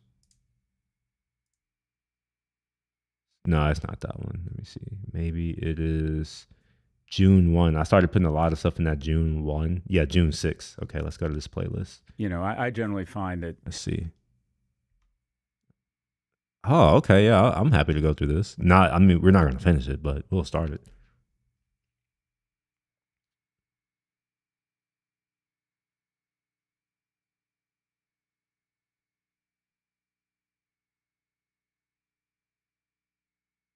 All right, yeah, we'll kind of skip around. We won't watch the whole thing. Start here. Europe before he was president. I mean, when you think about this, if the news in the United States is I don't know Phil Ivey. I did not know Japan was fantastic. Just came back, itching to go back already, but hopefully a longer visit up north. Wait a minute. Hold on. I think you're a different Eddie.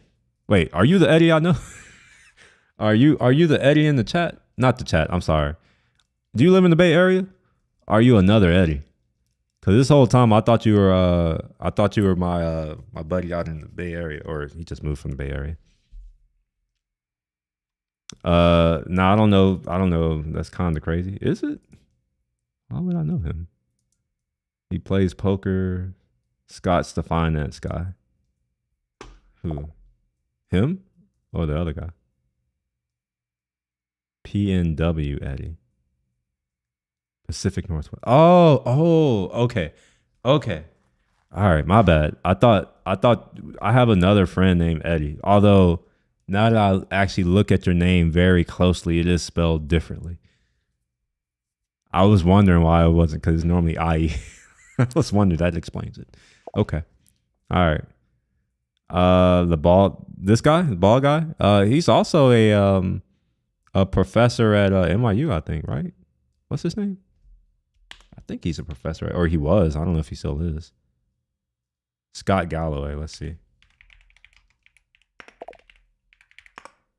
I thought he taught like a marketing class or something like that at NYU.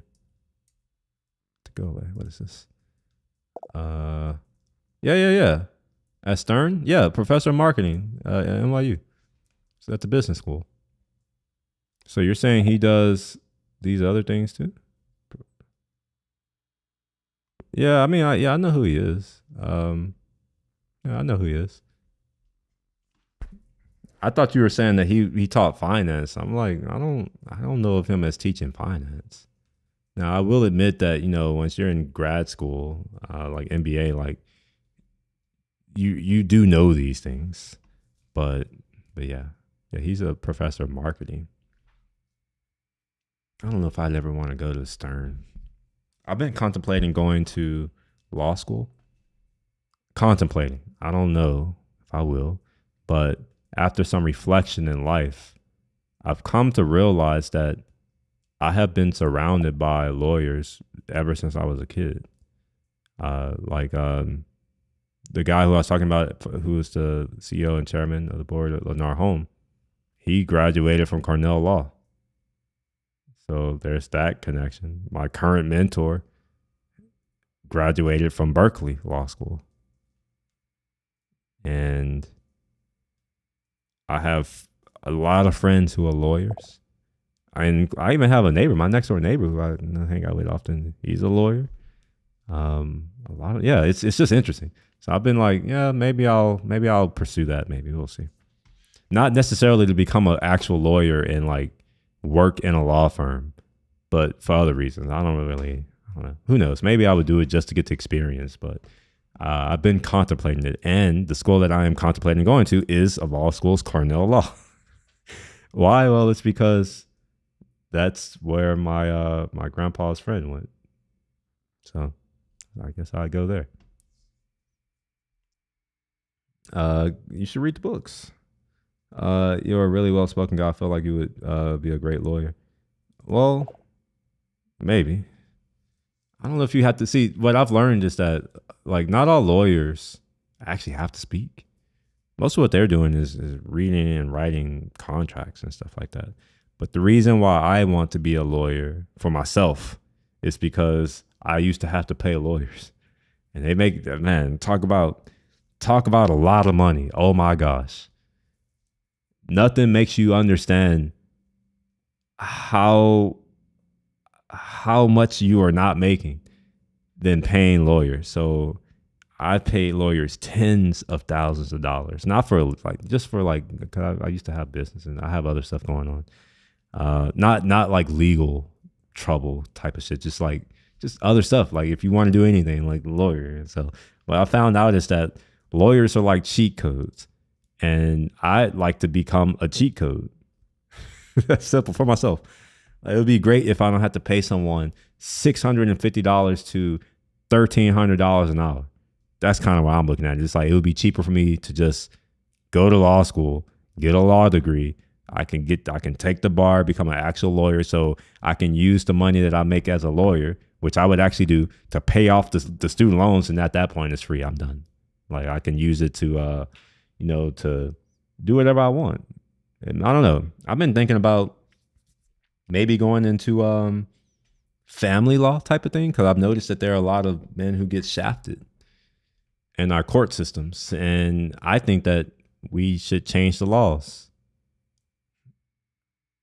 But I also understand that in order to change the laws, you first need to understand the system. And there are other things that you have to do besides understanding. Of course, you have to win political allies, and do all of you have to play the games. And what I've now come to the conclusion of is that if I have to play the game, I'm going to beat the other people, and that's what I've been doing. Like I play the game and I play it well now. That's not to say that I'm incompetent with the actual skills. It's just I understand that my competency and my proficiency only go so far. You have to essentially, at some point, when you want to go much further, you have to play the game. So, the people who aren't playing the games, they're not looking at director roles or VP roles or chief executive roles or board roles. They're not looking at that. They're like just standard ICs. And, that's fine. There's nothing wrong with that. But, my goal is a little bit bigger than just some of those goals over there. It's not for me. Do you think there's going to be a hot swag for Biden? A hot swap? Oh, I don't know. I don't really care that much about the president of the United States, because they don't have that much impact on my day-to-day life. They have more impact on foreign affairs. And I don't know. It's at this point, even if they put another candidate in, like, do you really believe that Biden has been in control over what's been going on? Like, seriously. Because I don't. I'm not saying I like the dude or support the dude. I'm not even saying I hate the dude or don't support him. I'm just saying I don't believe that he has been in control over this administration. And to drive home this point, I think the same thing about Trump when he was in power. I don't believe that he was in full control over the administration or the state. The full executive branch, all of the agencies and all of that stuff. I don't think he's in full control. And to go even further, I don't think Barack Obama was in full control. I don't think Bush was in full control. I don't think Clinton was in full control. None of these people. I don't think any of them were in full control. I believe that there is truly a deep state. And when I say is, I'm not saying like in the conspiratorial kind of way. I mean in the truest sense. The government agencies, which, that's part of the executive branch, have a lot of power. And what's interesting about these agencies, oh, by the way, there was a new law. A law that was overturned, which maybe we can get into that later. But a lot of these agencies employ people who are career government workers, and they weren't elected.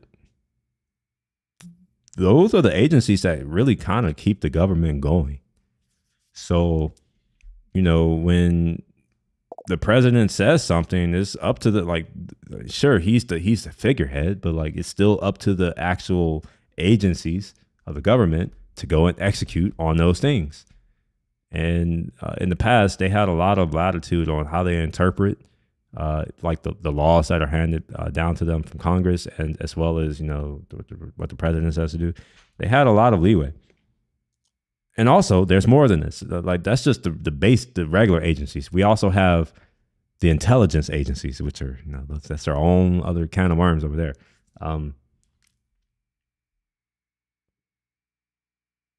I don't know if this is true, but there are theories that they were behind the assassination of JFK because he did not want to go to war. And if you know anything about war in our country, and if you don't know anything about war, there's a book you can read just to kind of introduce yourself to it. It's called, what is this book? War is a Racket. War is a Racket. Let me pull it up.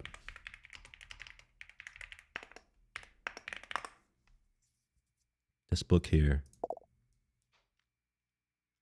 So if you don't know, it's a short book, so it's not like it's not a lot of effort. But if you don't really understand how war works here, like, this is a must read. And it looks like it. Wait, is this free? Okay, yeah. Here, I'll share it. Yeah, here, I'm gonna share it with y'all. There we go. Put that in here. So while we're not playing video, let me put some music on right quick. We'll listen to some slow music.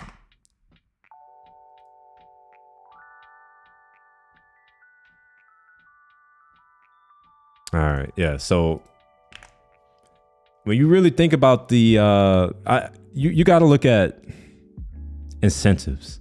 That's what I've learned to focus on when I'm trying to understand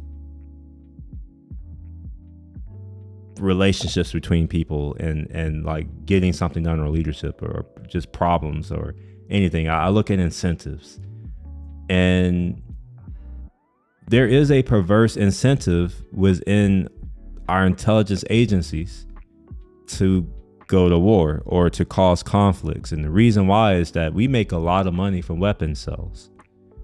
A lot of money. It's a huge part of our economy. And these companies, you know, they want more money. And the way that they make their money is through conflicts. So it makes a lot of sense that the intelligence agencies will create conflicts so that we can feed the beast. And I see that happening right now. You know, when we got out of Afghanistan, all of a sudden, all these defense companies, you know, they're not making as much money. So we gotta get involved in some other things. So, you know, right now we're involved in Ukraine, and do you know how much, like, we're actually running low on our stockpiles right now. I don't even know if we'll be able to truly defend our country, really. I don't know, maybe we can. But these missiles and bombs and planes and ships, all of the logistics around, like all of that shit, tanks, these cost money. I have an idea how much tanks cost because never mind. Yeah, it's a lot of money. I'll just say that.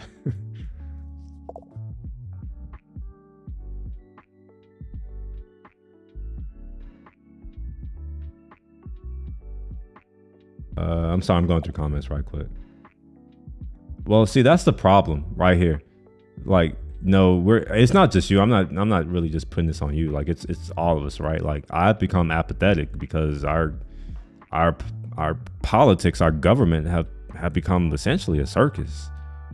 There's no longer a sense of decorum amongst our politicians. No professionalism, no, like, man, maybe one day what I can do is play some of this, like, political speeches from years ago from former presidents, and when you listen to how they speak versus how presidents of the modern era speak, it is night and day. And I say modern era, I'm talking about, like, you know, since Bill Clinton. That's for me. Like, I'm not that old, so for me, modern is Bill Clinton. I think George Bush Sr. was in office when I was born, I think. But yeah, like the first president whose name I can remember is Bill Clinton. But even him, like, I did not have sexual relations with, like, that shit, like that. Yeah, it's not great. Well, they all read off of teleprompters. The thing is that no one who you see on TV or on any type of media is real anymore. It's all fake. Back in the day, people used to speak, and you can tell like they thought it was just. I'm so disappointed in our country, and it's not just our political. It's not just the leaders, because we are in fact a democratic republic, which means that the people who we elect into office are representative of the people who are voting for them. And one thing that I've come to realize is that Americans aren't that bright. I used to have this, this false idea that, everybody in America were the best and the smartest and all this kind of stuff, but that quickly became obviously false. Even when I was in grade school, because I noticed it was always the kids from immigrant families who performed well. I went to an all-black school my first few years in school until I got into junior high school. And then I went over into a mostly white school. And this is where I got exposed to, children from immigrant family from other places. Before then, it was just like people from Sunnyside or the random Vietnamese who lived in Sunnyside. And yeah, it became very obvious to me that no, we're not as bright as we think. And I think it was good for me to be in that environment because it forced me to level up. I hate losing, right? So it's like when I found out that one of my classmates got a better grade than me, like I'm over here proud of my 98 and some other dude over here got a fucking 100 plus extra credit, so he's got 110. I felt I took that a certain kind of way. I'm like, how dare he fucking beat me? What the fuck? I ain't like that shit. So so I got on my shit. I'm like, hell no, I'll be damned. Let these little short motherfuckers outdo me. Nah, fuck that. No. He still outdid me though. He graduated valedictorian. Good for him though. He's really smart. He's incredible. He's brilliant. He graduated at 14 and ended up going to Caltech and got a doctorate, all these other things. I'll give him his flowers. He is indeed smarter than me, and I recognized it. Around senior year when I was just like, man, I was just like, nah, I'm not his kind of smart. He was another level of smart. Hey, now you need to stop noticing. Well, I don't know. I'm not going to not notice things. Never full control. I'm not sure exactly who or what, but the president is not as powerful as many think. Well, yeah, they're not. But the thing is that the people who think that he's powerful don't even understand how our government works. I guarantee you, if you pick most people off the street and you ask them what are the 3 branches of the government, most of them couldn't tell you. If you ask people like what's the difference between the House of Representatives and the Senate, I doubt most people could tell you. I think I even said this earlier when I first started the stream. I doubt most Americans could tell you the difference between the Bill of Rights, the Declaration of Independence, or the Constitution. I don't know if I said that already. I don't think most people could tell you that. I would argue that most Americans think that America invented democracy. Most Americans also don't understand that we are a democratic republic. Some people argue that we're not a democracy, but I think democracies don't work. True democracies don't work. True democracies. And how do I know they don't work? Well, shit, Plato fucking wrote about it. The Greeks had a democracy. Where are they at? You see the Greeks roaming around? The Romans had a democracy. Well, it was more of a republic, but they had democratic values. How about that? True democracy doesn't work, especially because it requires an educated population who's engaged, and we have anything but an engaged and educated population in our country. It's quite the contrary. We may have some people who are educated, but that's by far it's far and few in between. It's not that common.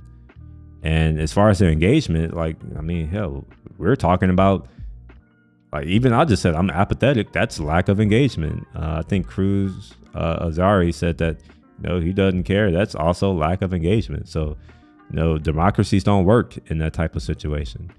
What Plato and others said, or what they kind of alluded to, is that there's a tendency for democracies to fall into anarchism or go into full dictatorship, totalitarianism. And I think we're starting to see that because like some of the things that he talked about, which is I see it in populism. That's where we're heading in our country. It's becoming more populist, which is very far from what our forefathers thought that we should be in our country. But we also have those in our country who hate the country, who want to tear down the patriarchy and tear down all of the things because apparently they were all racist. And it's just like, okay. These people lack nuance in their thinking. They seem to think that just because someone is racist, that all of their ideas are bad. And I think that's a terrible position to take. That, to me, that shows a level of immaturity in your thinking. It's lack of critical thinking skills. Someone can be racist and still have valuable ideas or valuable points. Like, they both can be true. You can have a racist person who builds the jet engines. The first jet was built in Germany by the Germans, and I'm going to assume that during the war, people would describe them as racist. Just saying. We have this one invention that if it hadn't been invented, most of us wouldn't be here. Fertilizer. I wonder who invented that. Was he not a racist? Or was he? I would argue that it doesn't matter, but that's just me, Obviously, we have other people who would tell me that I'm oppressed and that people are racist towards me, and they may be true. They may be right. I might be oppressed and all these other things, but to date, I haven't let it actually do anything. This hasn't held me back in any meaningful way, I don't think. We need NSA, FBI, CIA reform for sure. Why do we need them? Really, I don't even understand why we need them right now. I've seen conspiracy theories about JFK. I didn't care too much about it though. Well, the thing is that the case was classified. It's been classified for a long time. Now, my question to you is, why don't they release this information now? When I say they, I'm specifically talking about our government. Why do you think the government refuses to release the information of the actual assassination plot? My thinking is that the only reason why they would not want to have it come to light is because they may have some culpability there, where maybe they don't want that to be known, because I think that would break a lot of American trust. And we still have people who are living, who are alive right now, who witnessed or saw, can remember where they were when he was assassinated. Just like many of us my age, 35 or younger, or slightly younger, maybe older. A lot of us remember exactly where we were when those airplanes supposedly flew into the towers. I'm not saying that it didn't happen. I'm just saying that I don't believe the story. I think that there are other actors involved. In fact, I think some of the actors involved are currently involved in conflicts now. I won't say who it is for reasons. Intelligence agencies should simply do the work to become the most intelligent and well-informed agencies in the world. Well, that's the thing though. Like, how do you do that? These days, we're now spying on American citizens. And you would be a fool to think that anything that you have is not being spied on right now. And when you say stay ahead of threats, from who? From what? Most threats in our country, like, let's be real. And by the way, the communists said this. The only thing that's going to destroy America is if America destroys itself. And that's the road we're heading now.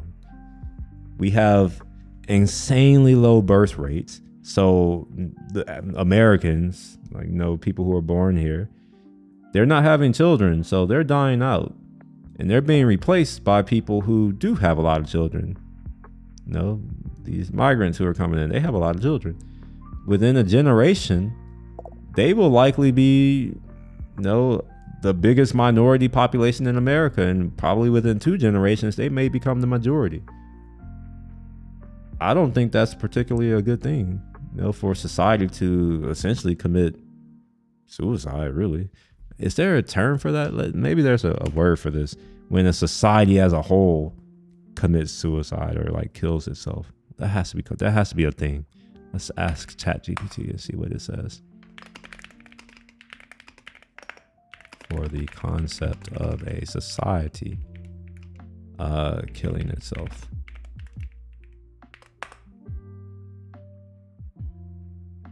Let's see if it's going to give me an answer to censorship. Auto-genocide. Okay, that's what it's called. The auto-genocide. Auto is self. Oh, it says that. Or does it say that? It doesn't say that, but that's what auto typically means when you see it as a prefix of a word. A good example is as autobiography. Same thing. Even automobile.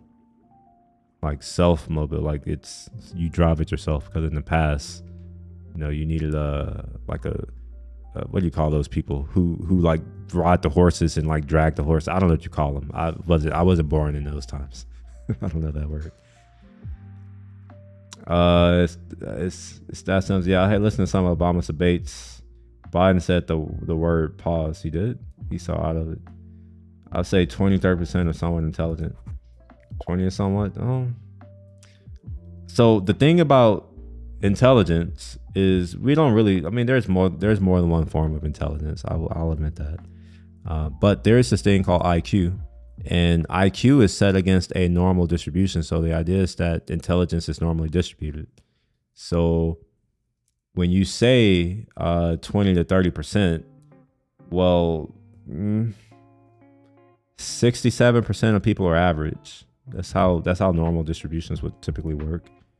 And then 13% of after that, 13.6% would be a standard deviation above that.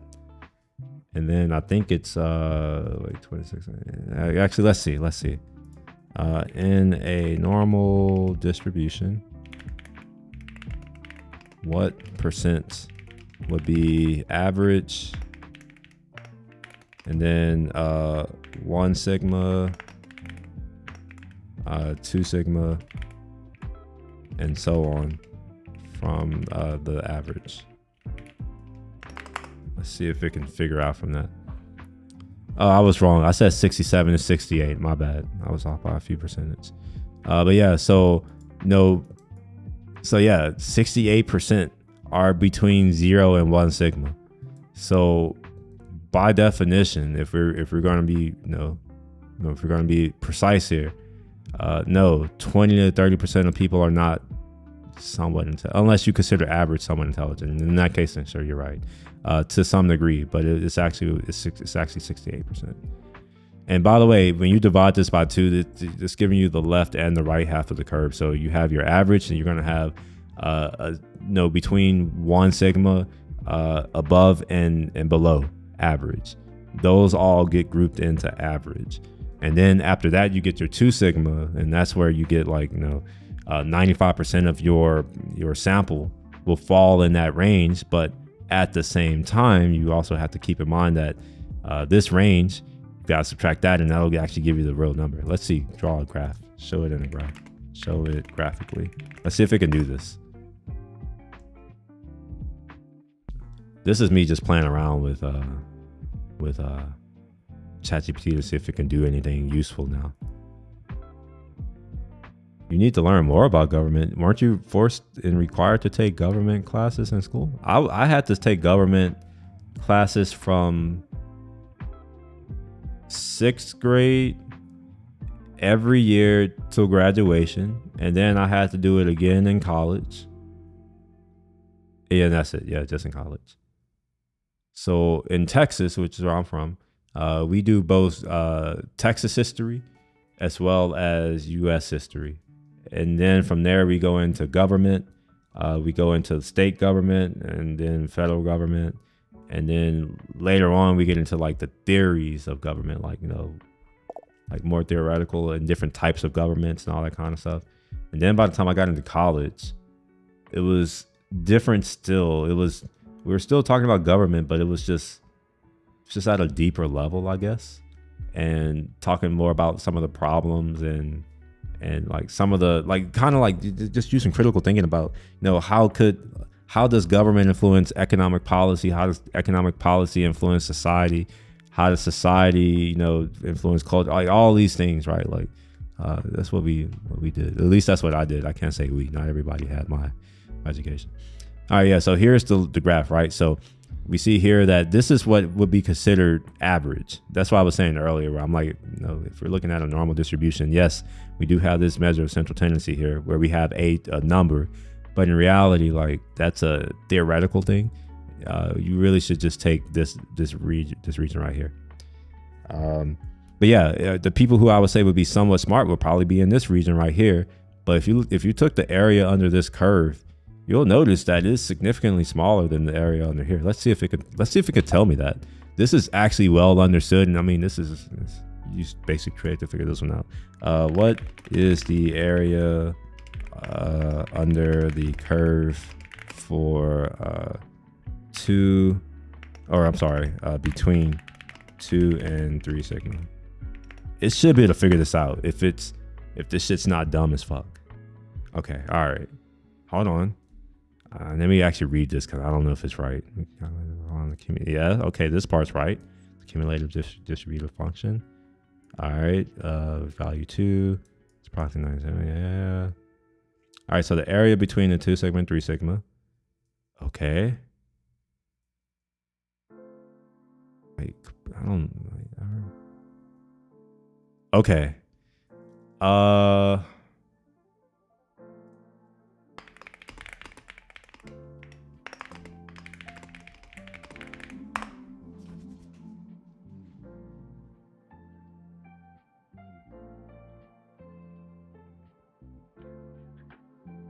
Why is it showing me calculations in Python? This is why I don't trust it right now. Could have gave me a nonsensical thing. I mean, the number could be right, but that's not what I'm asking for.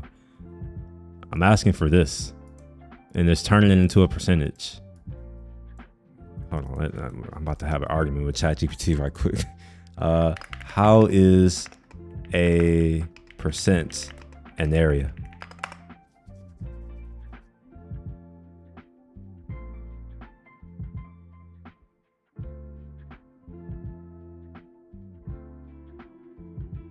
Sure. All right. I'll take it. I don't like it though, but fine. So when we look at these distributions, where did it go? I had it up. Oh, okay. Yeah. When we look at these distributions here, we just assume that it's no one. The whole area is one, like 100% of the population, that kind of thing. I was just looking for a point form, like a decimal number, and it gave me a percent. I was just like, why would you do that? But it's fine. Anyway, so as you see here, this is a significantly smaller area than over here. Same over here. It gets progressively smaller. Spend less time. Wait, hold on. I need to learn more. Spend less time watching poker. I don't know. I'm not here to tell you what you should or shouldn't do. If you enjoy poker and watching it, then keep watching it.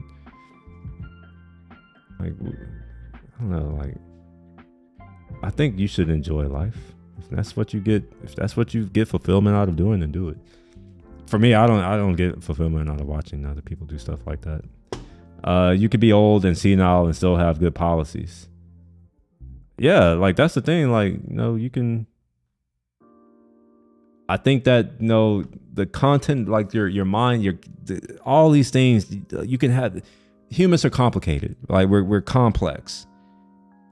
We're able to have more than one idea in our head at a time, and we often have conflicting ideas in our heads.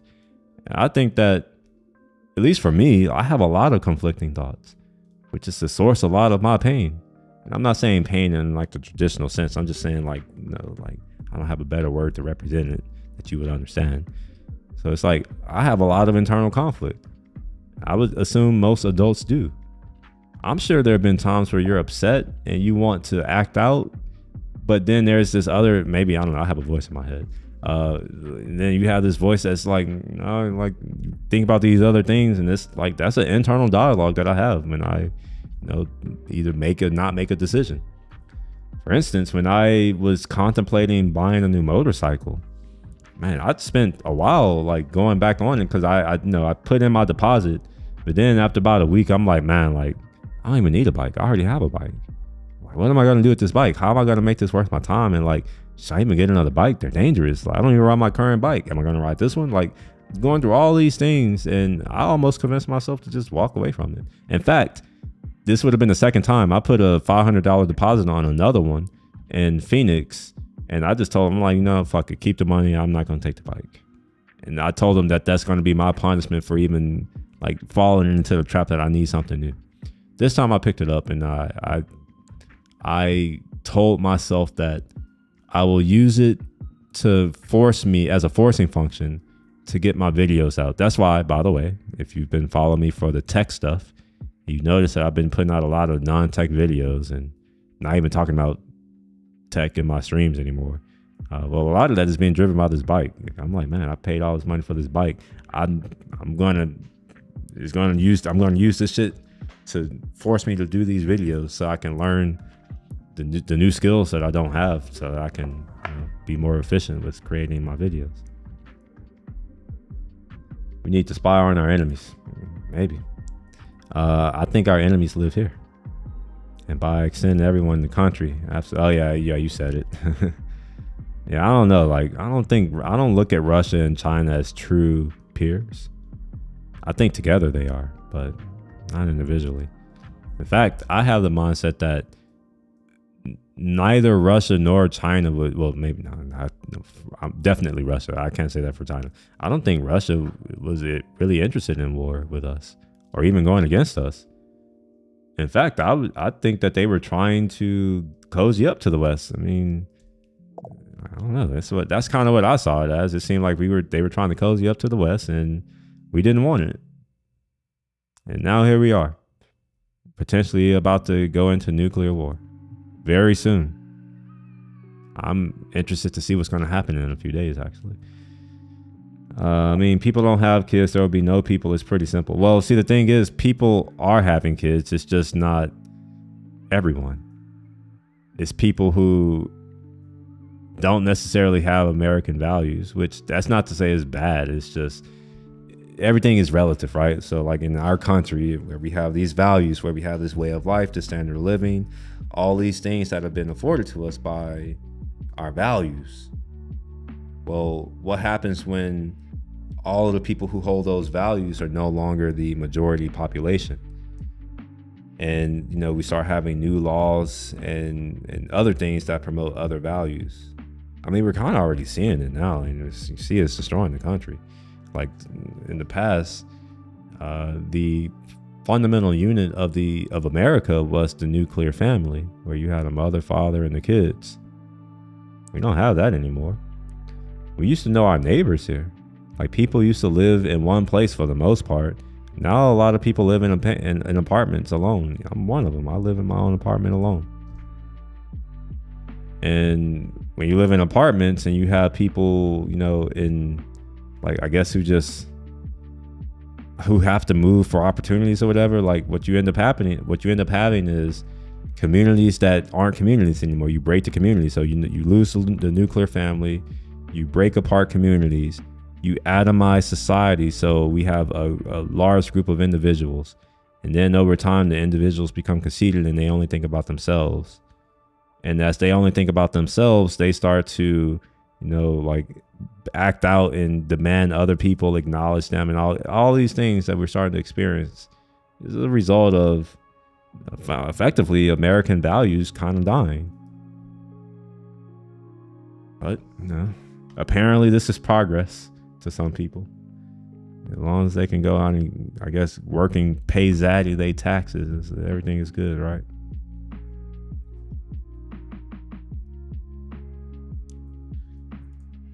I don't think I was that great of a student either. I always did my own thing, but fortunately I had professors and teachers who kind of let me do my own thing. And I think that they understood that that's actually a marker of like true curiosity. So I still learned all of the stuff I needed to learn. I even learned a lot of stuff that, most people wouldn't believe that I would have learned at that age, but It's just a result of, people around me, I guess, allowing me to do my own thing or encouraging me to do my own thing. Because a lot of things are connected. So even if you don't learn something the way that, someone's like, oh, you need to learn this. Well, turns out by doing other things, you may end up realize you need to learn that thing. You go learn it that way. And that was me for most of my life.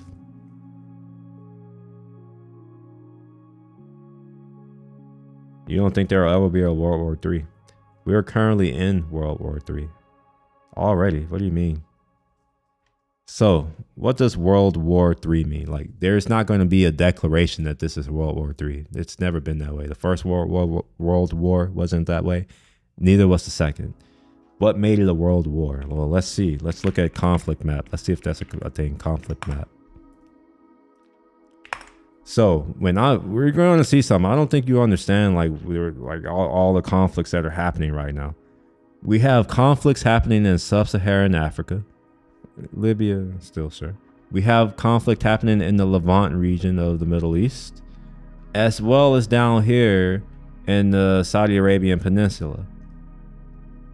On top of that, we have war going on in Eastern Europe. We also have war, and this has been going on for a while, between Armenia and Azerbaijan. There's conflict that's ongoing there. There's also conflict going on within Pakistan itself and in this region right here, which is, I want to say this could be this is with Pakistan. But there's another conflict that isn't listed here, and I guess that's because it's not an armed conflict yet. But in this region between, where's the LAC? The line of actual control over here, I think. There's conflict going over there. There's also Myanmar has kind of been going through a bunch of things lately. It used to be Burma, but yeah, conflict happening here. And this is the Philippines, all those fake islands that China have made. There's literally conflict going on right here. Chances are there's going to be conflict going on in Taiwan very soon. Not Taiwan. North Korea is sending troops to the front line of Ukraine. That's just how is this not already a world war again? This is the world at war. Nah, I mean, what news resources are you looking at? Are you looking at American news? Or are you in tune with some of the local news sources, or you have friends living in other places? Cause I do, and what I hear is not aligning with what you're telling me. In my sense, I don't know. Some of the people aren't telling me things are stable there. Yeah. Anyway, but maybe, who knows? Maybe you're right. Hopefully you are. Well, I mean, but that's not what World War III is. It's not just, it needs to be nuclear with the US. But let's say that it needs to be just with the US. Well, let's be real here. This right here is the US. Let's just be real. These down here, and I'm surprised that Burkina Faso isn't on here anymore, in Mali. They were going through some shit with France. But no, this region right here is France, and France is a NATO ally. And we're in NATO. So there's that part. Yeah, that's a really big part. Or how about over here in the Levant region over here, and which may involve Lebanon very, very soon. Well, we are indirectly involved through here, as well as here in Yemen. A lot of the ships that we have out here in Yemen, these are Americans. And who are we fighting in Yemen? Well, it's by proxy, Iran, over here. What is this conflict? This is new. Confrontation with Iran. Wait, when did this happen? Oh, okay, wait, is this right now?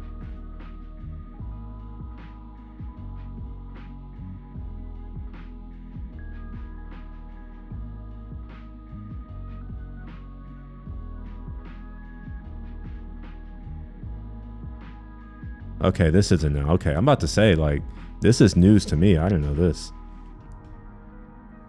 Yeah, there are always wars, but the thing is you're right. But you gotta keep in mind the scale. I think World War II may have killed more people than. Actually, I don't know if that's true. Let me see. War death toll number.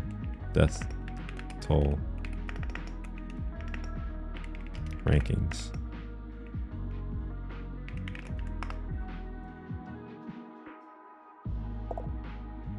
Yeah. World War I, 116,000. World War II, 405,000. These are deaths, not casualties. Casualties are much higher. Korean War, 36,000. Vietnam War is 58,000. This was a tough one. Korean War was a tough one too. Like real talk. I learned a lot about the Korean War when I was in Korea. Persian Gulf War, Iraqi. So notice something though? You notice the scale of this number is huge. It's huge. What I was going to say, and I wanted to check before I said it, was that the World War I and II likely killed more people than all of the wars and modern history combined. And I'm saying modern history. Maybe I should be more, from 1900, just from 1900. Obviously, we had other big ones, like the Warring States. Is this between okay, this is when they were trying to figure out. By the way, this is why China is called China, the Qing dynasty. This is where it got the name from. I don't know why we look at it as China. Like China as an entity is a relatively new thing that didn't exist until 1945. But the reason why it's called China is because of the Qing dynasty.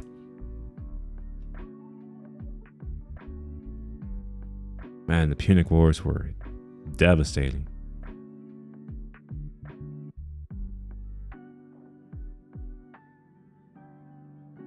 Yeah, these numbers, oh my gosh, these numbers are not great. They're not great. Yeah, you're right. I mean, violence is a natural thing. I don't want to just say it's human nature. It's natural. Like that's all animals do it. So we're not different. Yes, North Korea is now, well, they've been helping. No, they're not helping Ukraine. No, they're helping Russia. Initially, they were supplying Russia with munitions.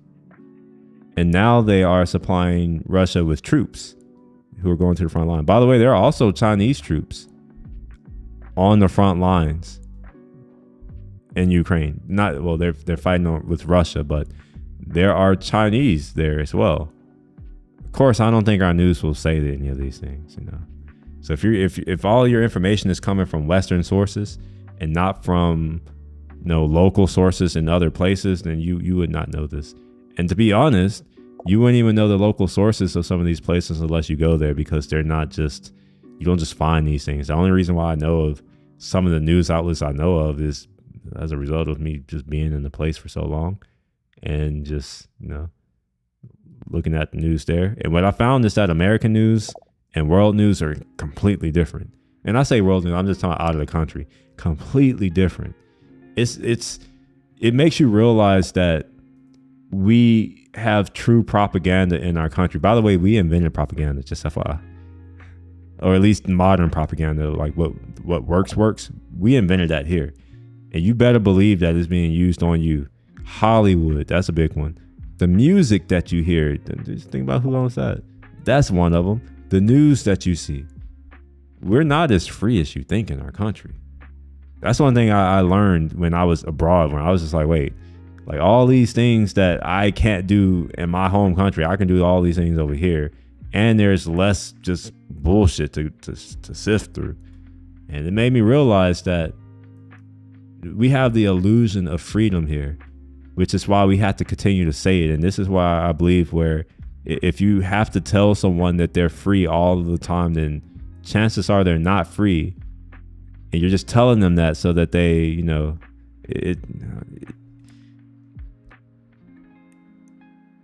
if you know someone's smart, you don't have to tell them they're smart. If someone has money, they don't have to keep telling you that they have money. If someone is beautiful, you don't have to tell them that they're that for them to know that. However, here we're constantly told that we're free. We're free.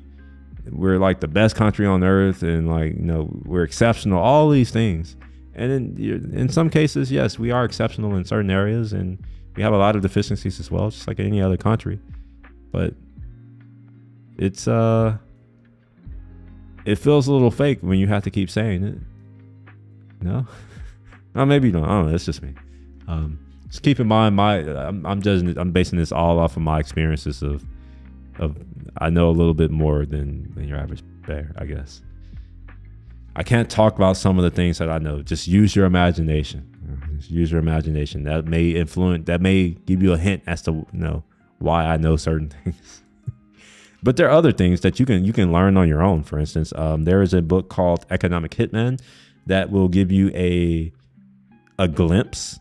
And the reason why I know some of this is true, because I also may have done stuff for the empire, as they call it. Let me share the book. Economic, if I can type Economic Hitman. Oh, this book, yeah, Confessions of an Economic Hitman.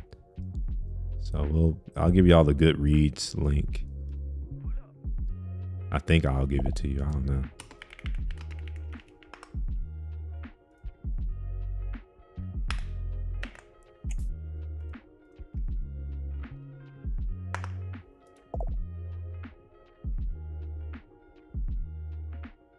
You don't have friends in Ukraine? I mean, you don't have to have friends in Ukraine. I have friends who were doing, never mind, the cells. I'll just say they were doing cells in Ukraine. And I knew that things were about to happen a few weeks before they actually happened, as a result of this person who I know who was selling things there. And yeah. No, I'm not. And even if I were, it would be illegal. Well, it wouldn't be illegal, but technically you're not supposed to say it, even if you were. But no, I'm not. You can believe me or not believe me.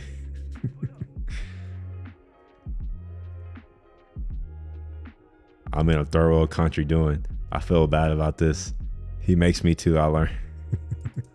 Well, yeah, I think that's the point, is that he's giving you all of the things that he's done. Yeah, and what's crazy is that I didn't read this book until later on in life, and it put a lot of things into perspective. And I also had the experience of living in some of the countries where we did shit. And I also happened to be adjacent to some of the countries where we did shit. And I learned some interesting things, like Iran was very different in the past. It used to be very liberal, and Afghanistan too, and Iraq. They were all like, if I saw videos, and like, you would not believe it. Here, maybe I can show you. Let's see Iran in the 70s. Iran in 70s. Like seriously, bro. Like, you know, we like to say, oh, over there, they're not allowed to do anything. They were allowed to do things. Like, this is an Iranian woman. When do you know of anyone from that region of the world being able to dress up like this? You probably didn't even know that they look like this. How about let's see what Afghanistan was like in the 60s and 70s. Afghanistan. Maybe it's 70s as well. Yeah, 70s, but more so in the 60s. This is Afghanistan, probably in Kabul. Is it Kabul? Let's see, Kabul. I think it's Kabul. Yeah, Kabul, yeah. This is Afghanistan, bro. Like, very different from what it is now. I saw actual like videos, because like when I was living in the Middle East, obviously they preserve their history. Very different. Same thing with Iraq. All these countries, like, they used to be very liberal, and here's where my fear comes from. Certain events happened. You can learn about these events if you really want, but certain events happened, and then they swung back the other direction into basically what we have now. Well, it turns out they dealt with a lot of the things that we're about to be dealing with soon.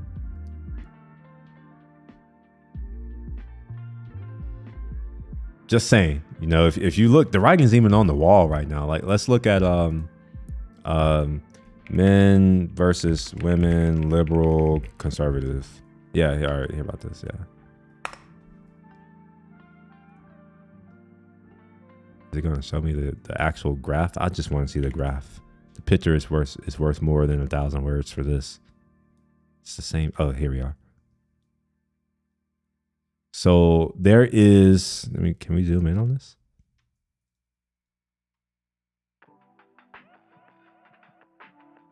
This is by women. We want to look by men and women.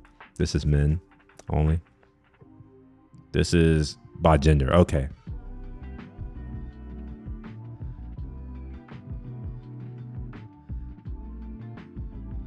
Wait, why? I want to see both at the same time. How come I can't do that? All right, let's just find another. I don't want to look at them side by side. I want to be able to look at them on the same graph. Ah, shit. What did I just do? All right. Women versus men, conservative versus liberal. I know I spelled it wrong, but no, maybe it'll figure it out.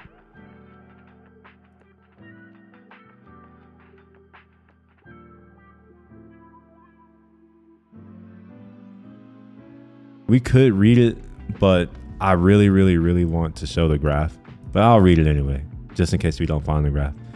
So a changed research survey of registered voters in May found that 58% of women ages 18 and 34 identified as progressive or liberal versus 37% of men. And 24% of women identified as conservative or libertarian versus 42% of men. We're already trending there. In that direction, which is worrying. Oh, here it is. This is what I want to show. This right here should concern you. This should concern you. Not only are we, fracturing, as a society, but this ideological gap here is going to become worse, and we will have civil unrest. In fact, Canada, their I don't know if it's their chief of, basically their head guy for their defense, or for their internal defense, he is predicting that there is going to be, he's not saying, he thinks it's going to happen within the next 5 years, that there's going to be civil unrest within Canada. I am under the I believe that we will see civil unrest here in America before the end of the decade. If that happens, what do you think is really going to happen? Let's say that we have a strong leader. Well, people typically beg for dictatorships. That's what happens. It's certain people. Certain people tend to beg for a dictatorship. I think that's what's going to happen. We're going to fall into tyranny. We're already in tyranny. We're already in a totalitarian state, literally, if you know what the definition of totalitarian is, where the prevailing ideology is weaved throughout all facets of life, education, medicine, literally everything. And we have an ideology that is being woven through everything in life, in our culture. I'm sure you know what it is. I won't say it, but that one. And retaliation, you could lose your job, your livelihood, all these things. These are characteristics of a totalitarian state. So we've already fell into totalitarianism within the past 10 years. Well, yeah, that's true. Yeah, they are.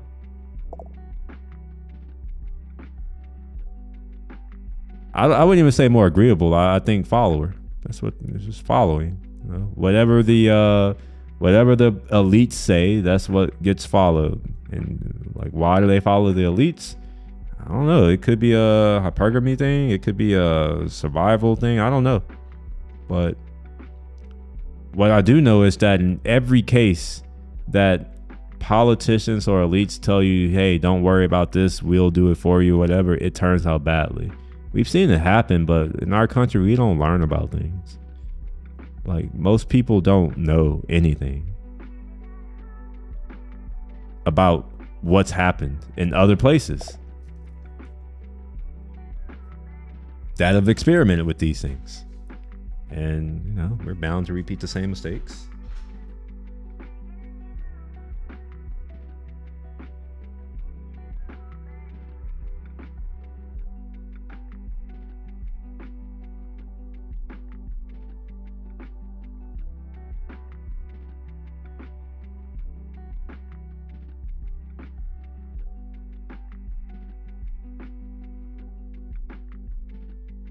I don't know who Tyler Durden is. Let's see who that is.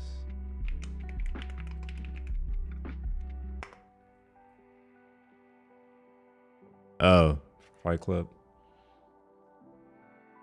The end of that movie, by the way, the end of that movie was censored in China, just FYI. But the end of that movie, it's just destruction. One of these things that I heard, I don't know if I heard it. I don't know where I hear information from, but this was when I was growing up.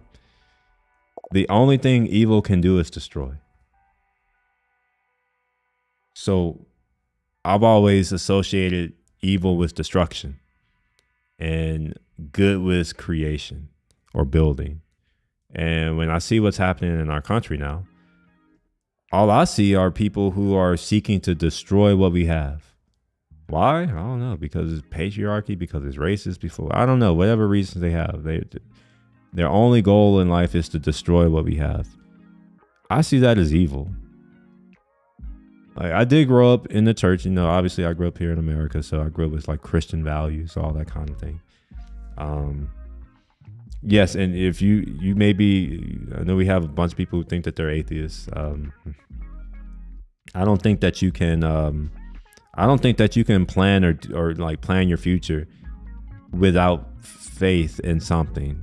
It doesn't have to be in something spiritual. It could be whatever you want, but like we all have something that we follow. Whether it's some external God or if it's yourself, like whatever, like we have something. And I don't know. I just see a lot of destruction around me, which is insane to me, because why would you want to destroy the thing that produced you unless you hate yourself?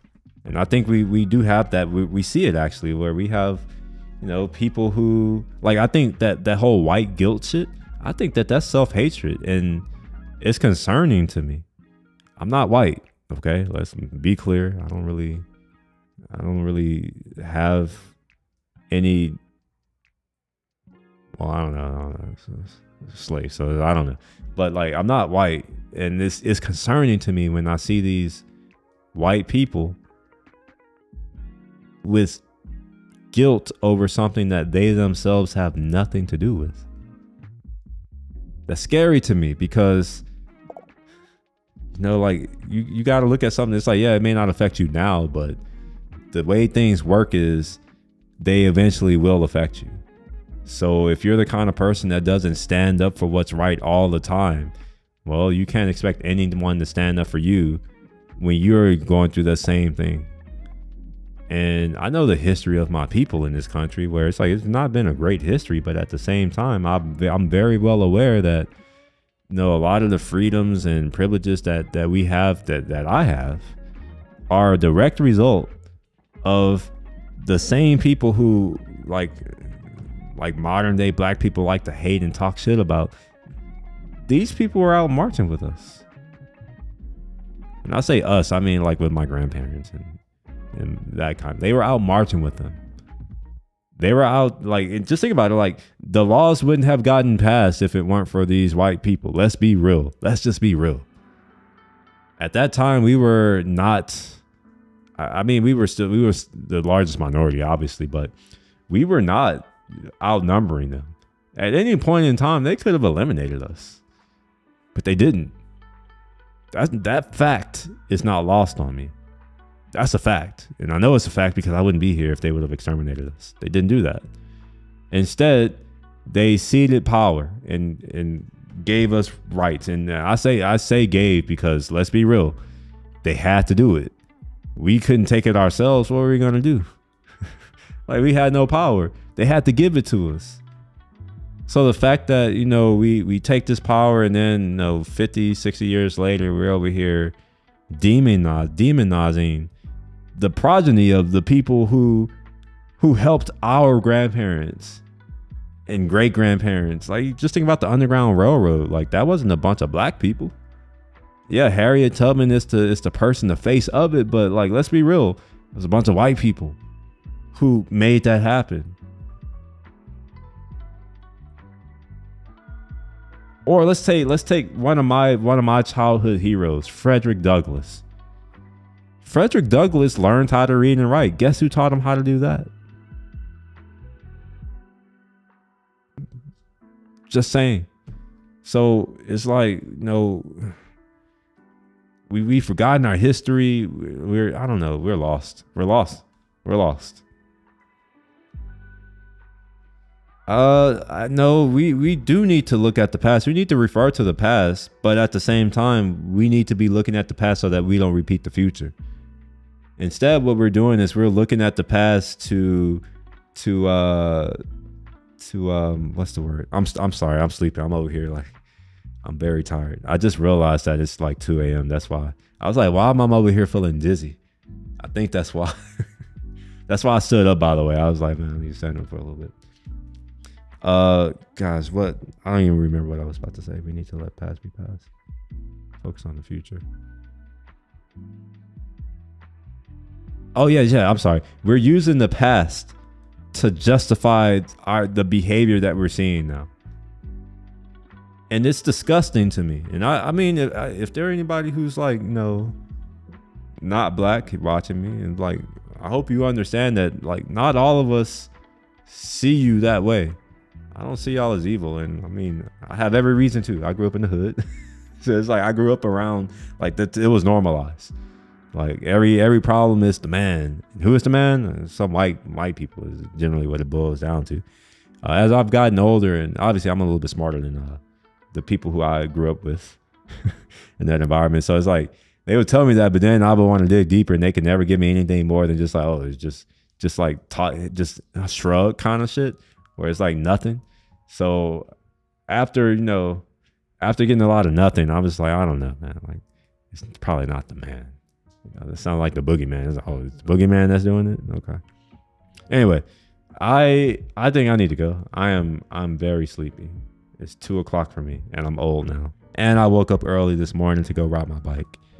So yeah, I'm gonna go ahead and call this. If y'all enjoyed this, like, definitely hit the like button. That's actually how YouTube promotes content. They don't really care about much else.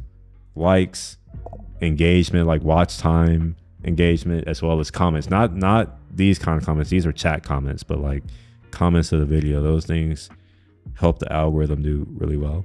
And if this is stuff that you like to see, like, drop it in the comments and say, yeah, like, I want to see more of this. I try to avoid talking about this kind of stuff because, in my opinion, it doesn't really change anything. Sometimes I'd rather just get my own shit done, just work on shit versus be bothered with stuff like this. But it is starting to affect me. Like, inflation's high as fuck. And it's to the point where even I feel it.